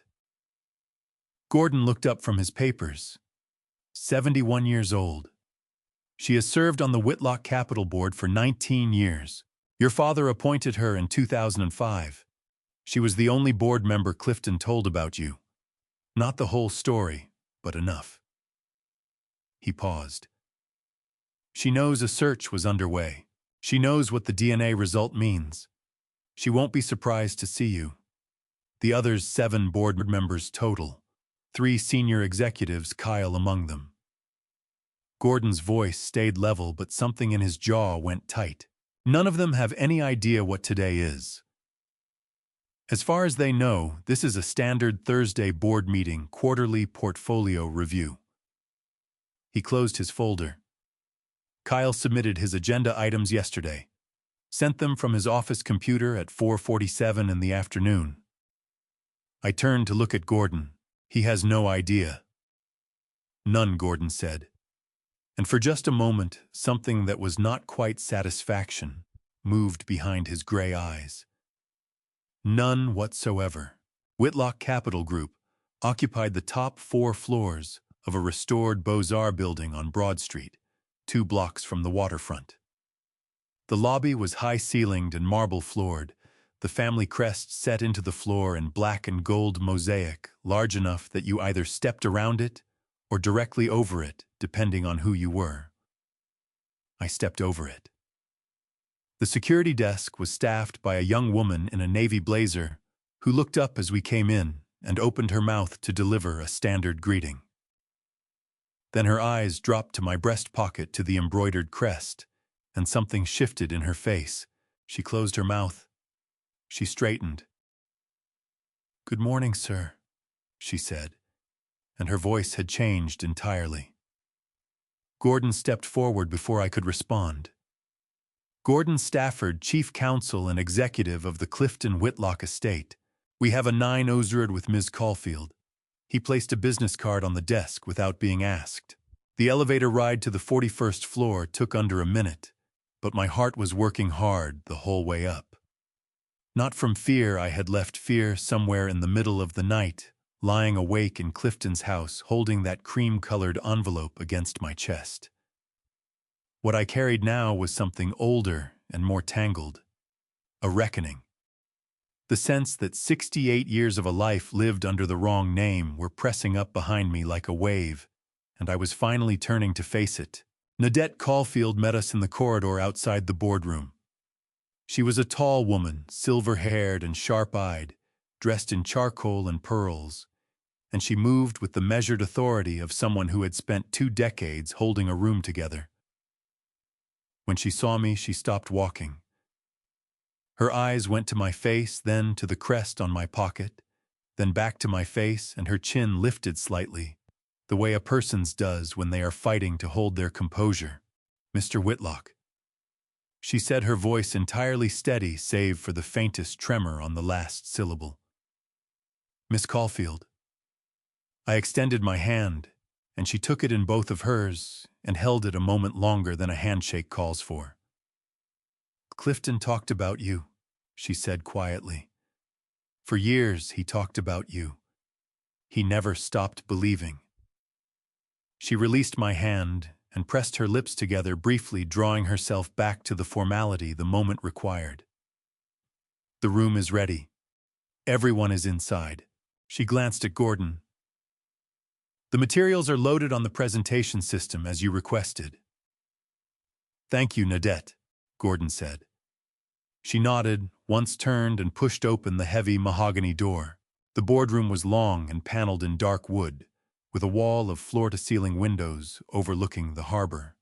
Morning light poured in from the east, catching the surface of the conference table, a long expanse of polished walnut ringed by leather chairs, most of them already filled. Board members in suits, executives with laptops, an assistant near the far wall with a notepad, and at the far end of the table in the chair that faced the door, a man in a charcoal jacket with a blue pocket square sitting back with the easy posture of someone who considered this room his Kyle. He was scrolling through his phone when the door opened. He glanced up with the half-attentive expression of a man expecting a colleague, and then his eyes found me. The phone dropped 2 inches in his hand. I watched the color drain from his face in real time. I watched his lips part. I watched his eyes cut to Gordon, then back to me, then to the crest on my breast pocket. And I saw the exact moment the recognition landed. Not simply recognition of his father's face, but recognition of what that face in this room, in this suit, on this morning, meant. His hand gripped the edge of the table. Dad. The word came out as barely a sound, cracked and airless, like a man who has just discovered the ground beneath him isn't solid. I walked to the head of the table, the far end from Kyle, and I set both hands flat on the polished walnut and looked at every face in that room, one by one, until I had seen them all. Then I spoke. My name, I said, and my voice did not shake. Is Leonard Edmund Whitlock, and I am home. The silence that followed those words lasted exactly 3 seconds. I counted them in my own heartbeat. Then the room erupted. 2 board members spoke at once. An executive half rose from his chair. Nadette Caulfield moved to the presentation panel without a word and pressed a single button, and the screen behind me lit up with the first document. Red-stamped, notarized, certified the DNA documentation from that private lab in Macon. Gordon didn't pause for a moment. He placed his briefcase flat on the table, popped it open with 2 clean clicks, and worked his way around every seat, laying down a thick, tabbed, color-coded packet at each one. There was a deliberateness to how he moved, unhurried, almost ritualistic, a man who had run this scenario in his mind so many thousands of times, that now standing inside the actual moment, he simply let muscle memory carry him. My eyes never left Kyle. Kyle hadn't shifted from his seat. One hand stayed pressed against the table's edge, fingers white at the knuckles, and his jaw kept moving like a man assembling and disassembling a sentence he couldn't quite finish. That blue pocket square of his. I clocked it in that moment, with a clarity that felt almost cruel, folded to a razor-sharp point, a small, precise vanity, the sort of thing a man fusses over when he needs everyone to believe the rest of his life is equally composed. Dad, he said again, louder now, driving the word into the room like a stake. What's happening? What is all this? His gaze swept the table, gathering up the board members with his eyes, pitching his voice into a performance of total bafflement. I don't understand, Kyle. Gordon's voice didn't rise. It simply landed the way a deadbolt sounds when it catches. You'll hold your comments until I'm done. You'll get your turn to speak. That turn hasn't come. Kyle's mouth closed. His chest rose and fell in hard, rapid pulls. Gordon clicked the remote. The DNA certification slid off the screen, and the second document took its place. Clifton Whitlock's will, the critical paragraph blown up and highlighted in yellow. My biological son, Leonard. Clifton Whitlock's sole heir to all personal assets, all real property, and full controlling interest in Whitlock Capital Group. A board member near the middle of the table, a heavy-set man reading glasses resting up on his forehead, bent forward and worked through every word. Then he raised his eyes to me, then to Gordon. "This is notarized. Probate filed. Chatham County Probate Court, March 2021. Gordon DNA confirmation came back Tuesday, March 25th. The estate transfer has been legally active from that date." He held the room in his gaze. "Each of you has spent the past 2 years employed by Leonard Whitlock and had no idea." The heavy-set man lifted his reading glasses off his nose and set them on the table. They made a quiet tap. "Good Lord, this is insane." Kyle's chair scraped back hard. He was on his feet, voice riding up high and thin, pushing toward fury, but too unsteady to get there. "You come in here waving some papers and a lab result, and you think what exactly that you can just—" His finger came up, pointing at me, the aim not quite steady. "That's my father, Dale Mercer. The man spent 40 years working a warehouse floor. He doesn't have any idea." "Third document," I said to Gordon, quiet, flat. My hands hanging at my sides had curled into fists without my telling them to. The projection shifted. Kyle's bank records filled the screen. 7 separate withdrawals from my savings account, $47.218, pulled out in total, each transaction time-stamped, during the 10 days I spent unconscious at Memorial Health University Medical Center. The room clamped down into silence. Near the window, a senior executive let out a small, involuntary sound, barely a syllable. "Those funds were accessed using your father's debit card and PIN number." Gordon told the room, though his focus didn't waver from Kyle. "Authorization was never given. It was under Georgia law that constitutes felony financial exploitation of a vulnerable adult." The color had drained out of Kyle's face and been replaced by something blotchy and dark.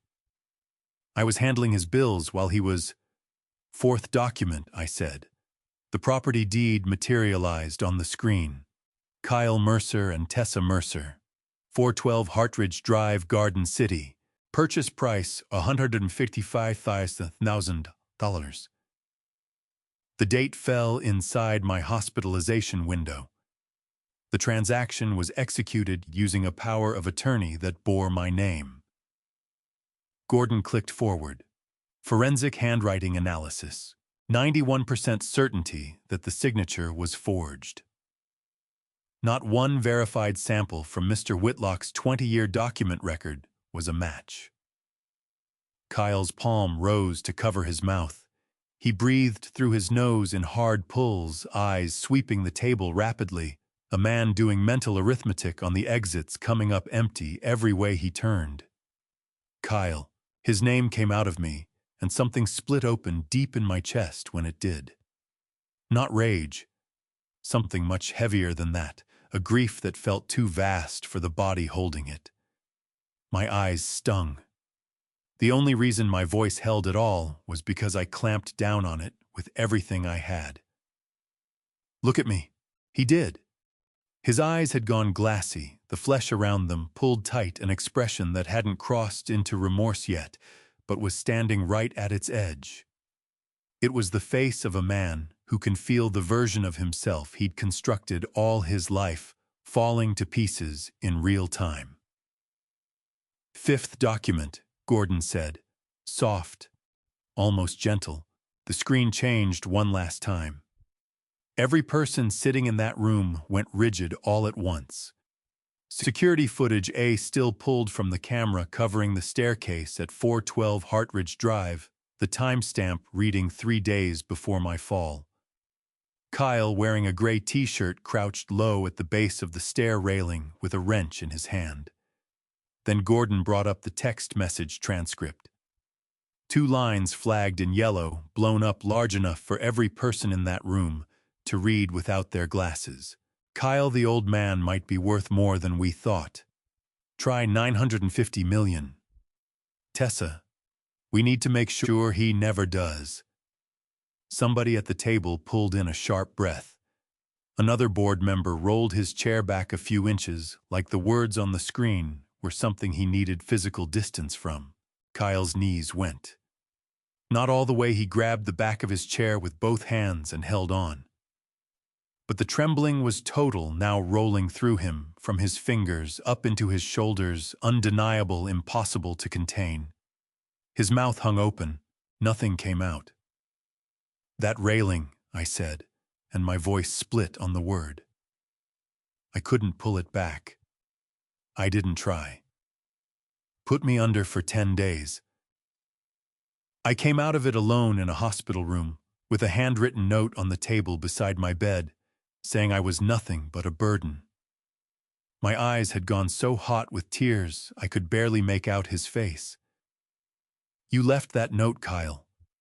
You took money I'd saved my whole life. You walked into that stairwell carrying a wrench, and you decided." A single tear broke and ran. I left it where it was. The Augusta Police Department, White-Collar Crimes Unit and Violent Crimes Division have officers standing in the lobby of this building right now, Gordon said. His eyes rested on Kyle without malice, without any satisfaction, only the bone-deep, worn-out steadiness of someone who had spent 30 years waiting to arrive at this exact point. "Warrants have been issued for your arrest. Felony financial exploitation, forgery, property fraud, and 1 count of reckless endangerment causing grievous bodily harm. A warrant is simultaneously being served at your home address for Tessa Mercer." The boardroom door at the far end swung open. 2 plainclothes officers stepped through, badges in plain sight, and the sound their shoes made against the hardwood was the only sound in the world. Kyle turned to me one final time. His face had given up entirely. The pocket square, the polished self-assurance, every bit of the performance gone. What sat underneath all of it was something I hadn't looked at on my son's face since he was barely old enough to know better. It was the look of a child who understands fully that what he's done cannot be walked back. "Dad." The word broke apart in his throat. "I know," I told him. And every syllable of it was true. All of it. The grief, the love I still carried.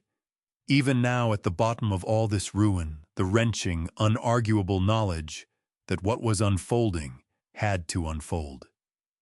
The officers got to him. The door swung shut behind them, and Kyle, and for 3 full seconds, the boardroom held perfectly still, not from having nothing to say, but because what had just come down over the room was still settling the way debris settles after a structure collapses. Then Nadette Caulfield cleared her throat, and a dozen heads turned. "Ladies and gentlemen," she began, her voice carrying the granite steadiness of a woman who had run hard meetings for 19 years and wasn't about to lose her grip on this one. "What we have witnessed here is the presentation of DNA-verified identity documentation, a probate-filed will, and direct material evidence of multiple felonies carried out by a serving officer of this corporation." Her eyes moved around the table, landing on each face in turn. "I move that we formally recognize Leonard Edmund Whitlock as the legal holder of controlling interest in Whitlock Capital Group. Effective immediately, subject to the completion of estate transfer filings currently underway with Chatham County Probate Court." The heavyset board member Bert Haverford, I'd learn later 22 years on that board, put his hand up without a moment's pause. "Seconded." Gordon leaned close to my ear. "You need to say yes." "Yes," I said. It barely cleared a whisper, and there was a crack running through it, because it was the first time in all my years on this earth that I had cast a vote over something that belonged to me. The motion carried, 7-0. Nadette picked up a pen, signed the top copy of the resolution document Gordon had drawn up, and pushed it across the table toward me. It was a heavy, silver-engraved pen, and when my hand closed around it, The trembling was bad enough that Gordon briefly covered my fingers with his own, saying nothing, just steadying me. I signed, Leonard Edmund Whitlock. The name sat on me like something vast and long anticipated, like walking into a room you've never been inside yet somehow already knew by heart. "Congratulations, Mr. Whitlock," Nadette said. Her voice didn't waver, but her eyes were lit with something that had nothing to do with composure. "Welcome to your company." I pressed my lips tight and gave a single nod because speech in that moment would have undone me completely. Gordon's phone buzzed against the table. He looked at it, then back at me. Tessa Mercer was taken into custody at 9:47 this morning at the residence on Hartridge Drive. No resistance. He turned the phone face down. It's done. I let out one long, shuddering exhale breath I'd been holding for what felt like 3 weeks or 68 years depending on how you measured it. My shoulders fell. My chest ached with something that wasn't quite pain, but lived right alongside it. The kind of ache that comes when something enormous finally lets you go. Bert Haverford spoke from the far side of the table, his voice rough, but not without warmth. "Mr. Whitlock, I want to say on behalf of this board that we are deeply sorry. None of us had any knowledge of what Kyle Mercer was doing. Not one of us." He paused, pressed his mouth flat, then forced himself to continue. "Clifton was a good man. He deserved better than what became of him, and so did you." The backs of my eyes burned. "Thank you, Bert," I said, and I meant it all the way through. Nadette rose from her chair and walked to the windows. "Come," she said, motioning toward the far end of the room where a glass door opened onto a narrow terrace with a view over Broad Street and the harbor beyond. "There is something your father used to do after every board meeting." I followed her out. The March air met my face cool and salt-touched, carrying that green harbor smell from 2 blocks away. The city spread below us, the rooftops, the church steeples, the pale ribbon of the waterfront catching the mid-morning light. "He would stand right here," Nadette said, settling herself at the railing, and he would look out at the city for exactly 5 minutes. He said it reminded him what the work was for. She glanced sideways at me. He said, "A man who forgets what he is building toward is just a man who is busy." My throat pulled tight. I gripped the railing with both hands and looked out over the city, my father's city, the city I had passed through 10,000 times, without knowing it carried my name. And something shifted in me then, so far down and so final, that I knew with absolute certainty that Dale Mercer was gone. Not wiped out, not forgotten, but finished. I was Leonard Whitlock. I was standing on the building my father raised, wearing the suit he had made for me, the sun on my face, and 63 years of lost time pressing hard at my back. And I was still on my feet. When I turned back inside, Gordon was waiting by the door, briefcase closed, his expression, holding that particular stillness of a man whose longest labor is nearly through.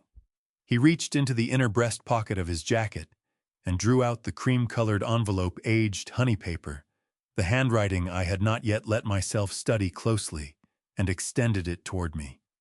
"Clifton asked me to give you this in a place that was yours," Gordon said. I think this qualifies." I took the envelope in both hands. I held it flat against my chest for a moment. Felt the slight give of the folded pages inside the thickness of 63 years of words. "Thank you, Gordon," I said. My voice came out rough and warm and entirely unguarded. For all of it. Every single year of it. Gordon's eyes went bright.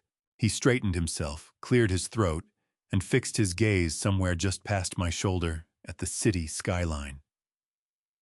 "Your father would have been very proud," he said, and his voice for the first and only time since I had known him was not entirely steady.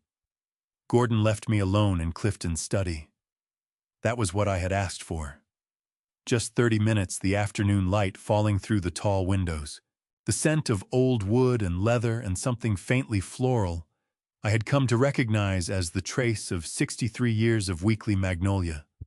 I settled into Clifton's chair, my father's chair, high-backed and burgundy, worn smooth at the armrests in precisely the places where a man's hands would rest during long hours of thought.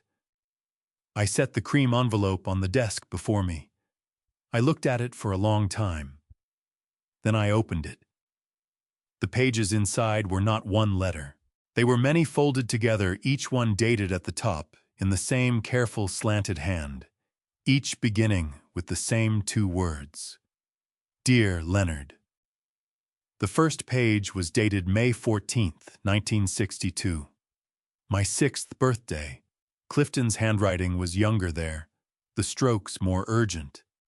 The pen pressed hard enough into the paper that I could feel the impressions on the reverse side with my fingertip. Dear Leonard, you would have been 6 today.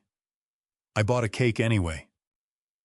Lemon cake because your mother always said you would love lemon cake, and I sat with it at the kitchen table for an hour before I could bring myself to put it away.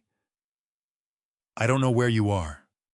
I don't know if you are warm. I don't know if someone reads to you at night or if you cry and nobody comes. These things live in me like splinters I cannot reach. But I want you to know, wherever you are, that your father is looking. I will not stop. I pressed my fist to my mouth. My eyes filled so fast, the words went to blur on the page, and I had to set it down and press both palms flat on the desk and breathe through it, in through my nose, out through my teeth, because the grief that rose in me was so enormous it had no shape. He wrote one every year, Gordon said from the doorway. I hadn't heard him return. I looked up. My face was wet. I didn't bother to hide it. Every birthday I asked, and my voice was barely sound. Gordon came in and sat in the chair across the desk. The visitor's chair where I myself had sat just 2 days ago, receiving the architecture of my own life back in document form. Every May 14th, he confirmed. The last one is dated May 14th, 2021, 8 months before he passed. He laced his hands in his lap. There are 63 letters. 63. One for every year I had been away. I looked down at the stack of pages, and my chest heaved, once hard, involuntary, and then I was crying in earnest. Not the controlled, dignified kind of leaking from before, but something real and wrenching, a sound coming out of me that I had not made since I was a very small child, and did not know yet that the world could be this cruel or this full of love simultaneously. Gordon did not tell me to stop. He did not look away. He sat with me the way a person sits with grief, present and steady and quiet without being absent. When I could breathe again, I wiped my face with the back of my hand and lifted a page from near the middle of the stack. May 14th, 1988. I would have been 32. Dear Leonard, I promoted a young attorney today, Gordon Stafford. Sharp mind, loyal heart. I told him about you only a little. He asked whether he could help with the search. I told him the search never stops. He said he understood. I believe he did. I hope you are well wherever you are. I hope you have someone who makes you laugh. I hope so many things for you, son. I always have. He told you about me in 1988, I said, looking up at Gordon. Gordon's jaw worked briefly. He did. I was 31 years old, and I had just made chief counsel, and he called me into this office. He gestured at the room around us, and he sat exactly where you are sitting, and he showed me the photograph of you as a boy. He said, Gordon, I have one task that matters more than every other task in this building combined. Don't let me die without finishing it. Gordon's voice caught, then steadied. I told him I wouldn't. That was 34 years ago. I set the letter down and pressed both hands over my face for a moment. The magnitude of it, 34 years of Gordon's life given over to a promise made to a grieving father, settled on me like something with physical weight, something I could feel against my skin. Gordon. My hands fell to my sides, and I met his eyes head on. Why you had every opportunity to walk away when the orphanage records burned, when a decade passed, when 2 decades went by. What kept you? Gordon absorbed the question fully before he answered it. Because Clifton never did, he said at last. He held my gaze. Because there are promises a man simply cannot lay down. I dipped my head slowly. For a moment, my throat wouldn't cooperate. When words finally came, they were the smallest, most honest ones I had. Thank you, I said. Gordon, thank you. A single nod from him. He pressed his mouth into a line and let his gaze drift toward the window. I reached for the final letter in the pile. May 14th, 2021. Clifton's pen strokes had changed slower, less controlled, the writing of a man worn down by age and illness.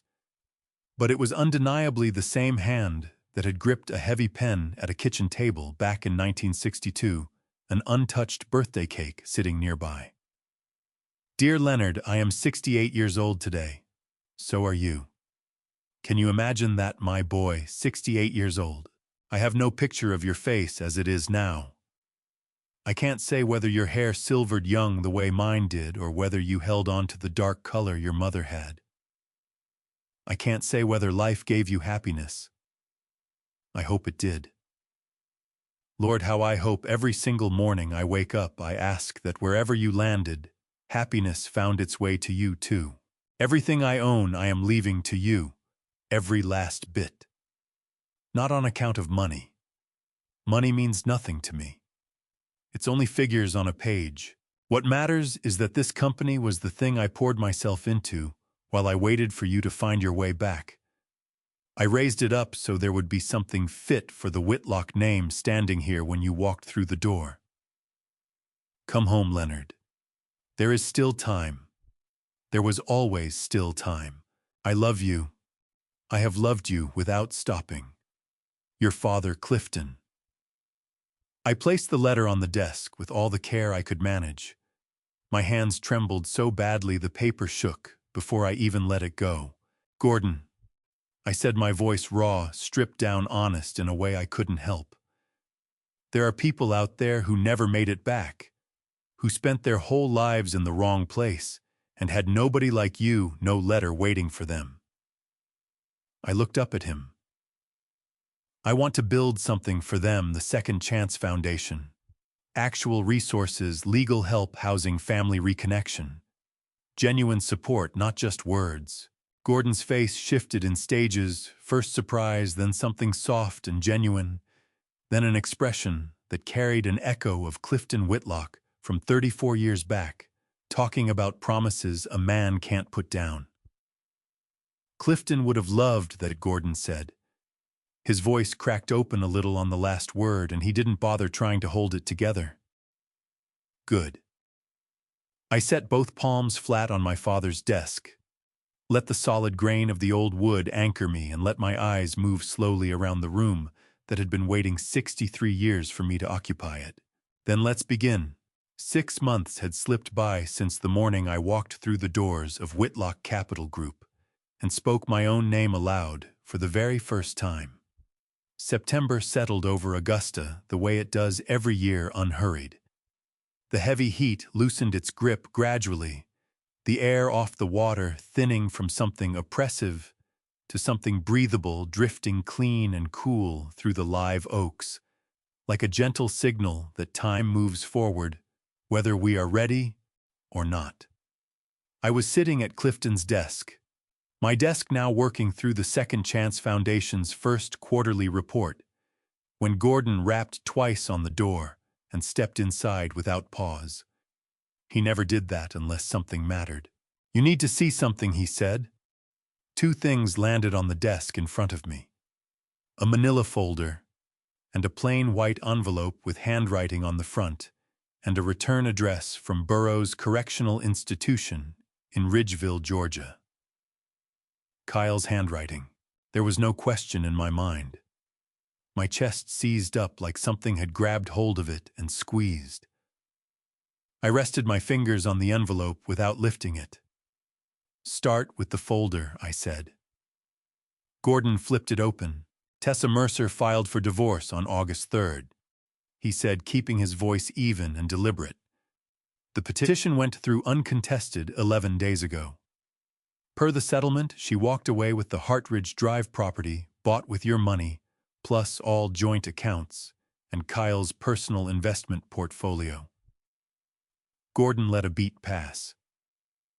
"Kyle's lawyer tried to fight the asset split from inside his cell. The judge threw it out." Another beat of silence. "He has nothing left, Leonard. Not $1. The whole thing was so perfectly brutally complete that I couldn't settle on whether to feel like laughing or like mourning. The man who had stripped me of everything to hand it to Tessa had wound up with nothing taken from him by that same woman. I touched my knuckles to my lips for a moment and fixed my eyes on the surface of the desk.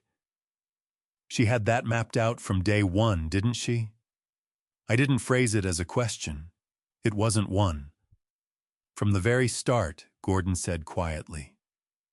"Her legal team drafted the prenuptial agreement to put her in the strongest possible position if Kyle ever ended up convicted. She saw it coming." He shut the folder. "She's in the Hartridge Drive house right now. The one your money built." Something locked in my jaw. But the fury that moved through me was muted, almost abstract, like the lingering feeling after a storm has blown through, and there's nothing left to brace against. I took Kyle's envelope in my hands. Inside were 2 pages of lined paper covered in his writing, the letters unsteady in a way that the composed, buttoned-up version of him would never have tolerated. "Dad, I don't expect you to forgive me. I may not even deserve to ask. But I need you to hear this. I am sorry. Not because I got caught.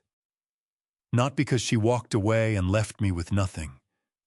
Because of the person I decided to be. 40 years you spent in a warehouse. You never once came to me with your hand out. And when I looked at you all, I saw was a situation to manage rather than a father to love. I'll carry that for the rest of my days. I hope the foundation does real good. I hope you're all right. I hope I don't even know what I hope except that the pain has let up for you.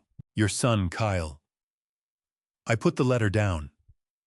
My eyes ached not from anger, not exactly from grief either, but from something stiller and more permanent than either of those. The love that had survived the boardroom. The love that had split my voice open when I gave his name to the officers. It hadn't gone anywhere. Worn thinner, marked by everything that happened, but still present. "Gordon," I said, "I'm going to write back to him." Something moved across Gordon's face, first surprise and then something gentler underneath it. He slipped a hand into his jacket pocket and set a small velvet pouch between us on the desk. "There's one more thing first," he said. I opened the pouch, my hands not quite steady. Nestled against the dark interior was a silver bracelet, fine gauge, hand-formed clearly, the work of the same craftsman who had made the one I wore.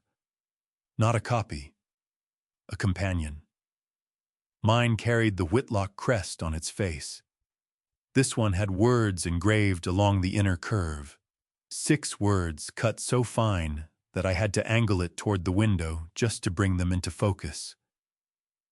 I raised my eyes to Gordon. My throat had sealed itself shut. "Your father had it made in 1960. Gordon said, his voice unhurried and low. The voice of someone delivering the closing chapter of a story he had guarded for 30 years.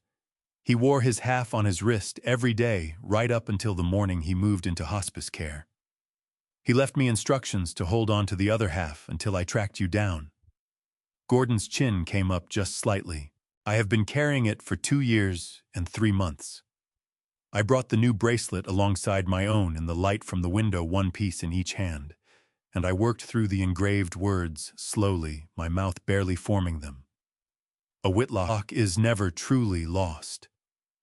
I pulled it against my chest, both hands pressing it close, and let my eyes fall shut, breathing in long pulls that weren't quite steady. The bracelet I'd worn for 67 years had been telling me who I was the whole time without my ever understanding it. And this one shaped by a father who had held an idea of the grown man his boy might become, who had commissioned it and kept it tucked away across decades, carried a different message entirely. It told me he never stopped expecting me to walk back through the door. My shoulders gave way. Both hands came up over my mouth, and I folded forward across the desk and let it break open. Not the hard, splintered grief of hospital rooms or boardrooms. Something else, something gentler in its devastation, something laced with warmth even as it undid me. Something that felt for the first time in a long time like coming home. Gordon kept his hand on my shoulder and left it there. When my breath finally came back to me, I fastened the finished bracelet onto my wrist. It felt different now, the weight of it. Heavier, more complete, the way a sentence changes when the last word finally lands. "Let's head outside," Gordon said, his voice rough at the edges in a way I'd never heard from him before, and found I loved immediately. We made our way up to the roof of Whitlock Manor. The September evening was cooling fast, the sky above Augusta, shifting through amber and rose and a deep blue that bled out toward the edges, the harbor a thin band of hammered silver far below. The live oaks beneath us swayed in the evening breeze, their Spanish moss drifting slow and silver-gray. I stood at the low stone wall along the roof's edge, my wrist resting on it, the finished bracelet pulling at the last threads of light. "Gordon," I said, "thank you for every single year of it." And that is where this story finally rested. Not in a courtroom, not in a boardroom, but on a rooftop at dusk with a bracelet on my wrist, and a name I had spent a lifetime not knowing was mine. This road cost me more than I can easily put into words. It cost me a son I thought I had raised, right, a home I believed was secure, and 63 years of a father's love I never got to know while Clifton Whitlock was still breathing. I believe God held that love and trust for me all those years, kept it alive in 63 unread letters and fresh magnolia flowers placed week after week in an empty room until the moment I was finally ready to receive it. Family justice does not always come quickly, but I have learned it does come. If these father stories have taught me anything worth passing on, it is this. First, the people closest to you are not always the safest. Trust is earned in small moments over long years, and it can be quietly undone in the same way. Pay attention. Second, your identity belongs to you alone. No one, no sun, no scheme, no silence can permanently take from you what was written into you before you ever had a name for it. Third, if someone in your life worked against you and you are only now finding out, grieve it. Then stand up. Grief and strength are not opposites. Fourth, it is never too late to come home to who you actually are. If this story moved you, I hope you will share it with someone who needs to hear it today. A father, a son, anyone carrying a wrong they have been told they must simply accept. Leave a comment and tell me what part stayed with you. And if you have not yet subscribed to Alpha Dad Stories, now is a fine time. Thank you for sitting with me through this one. I will see you in the next story.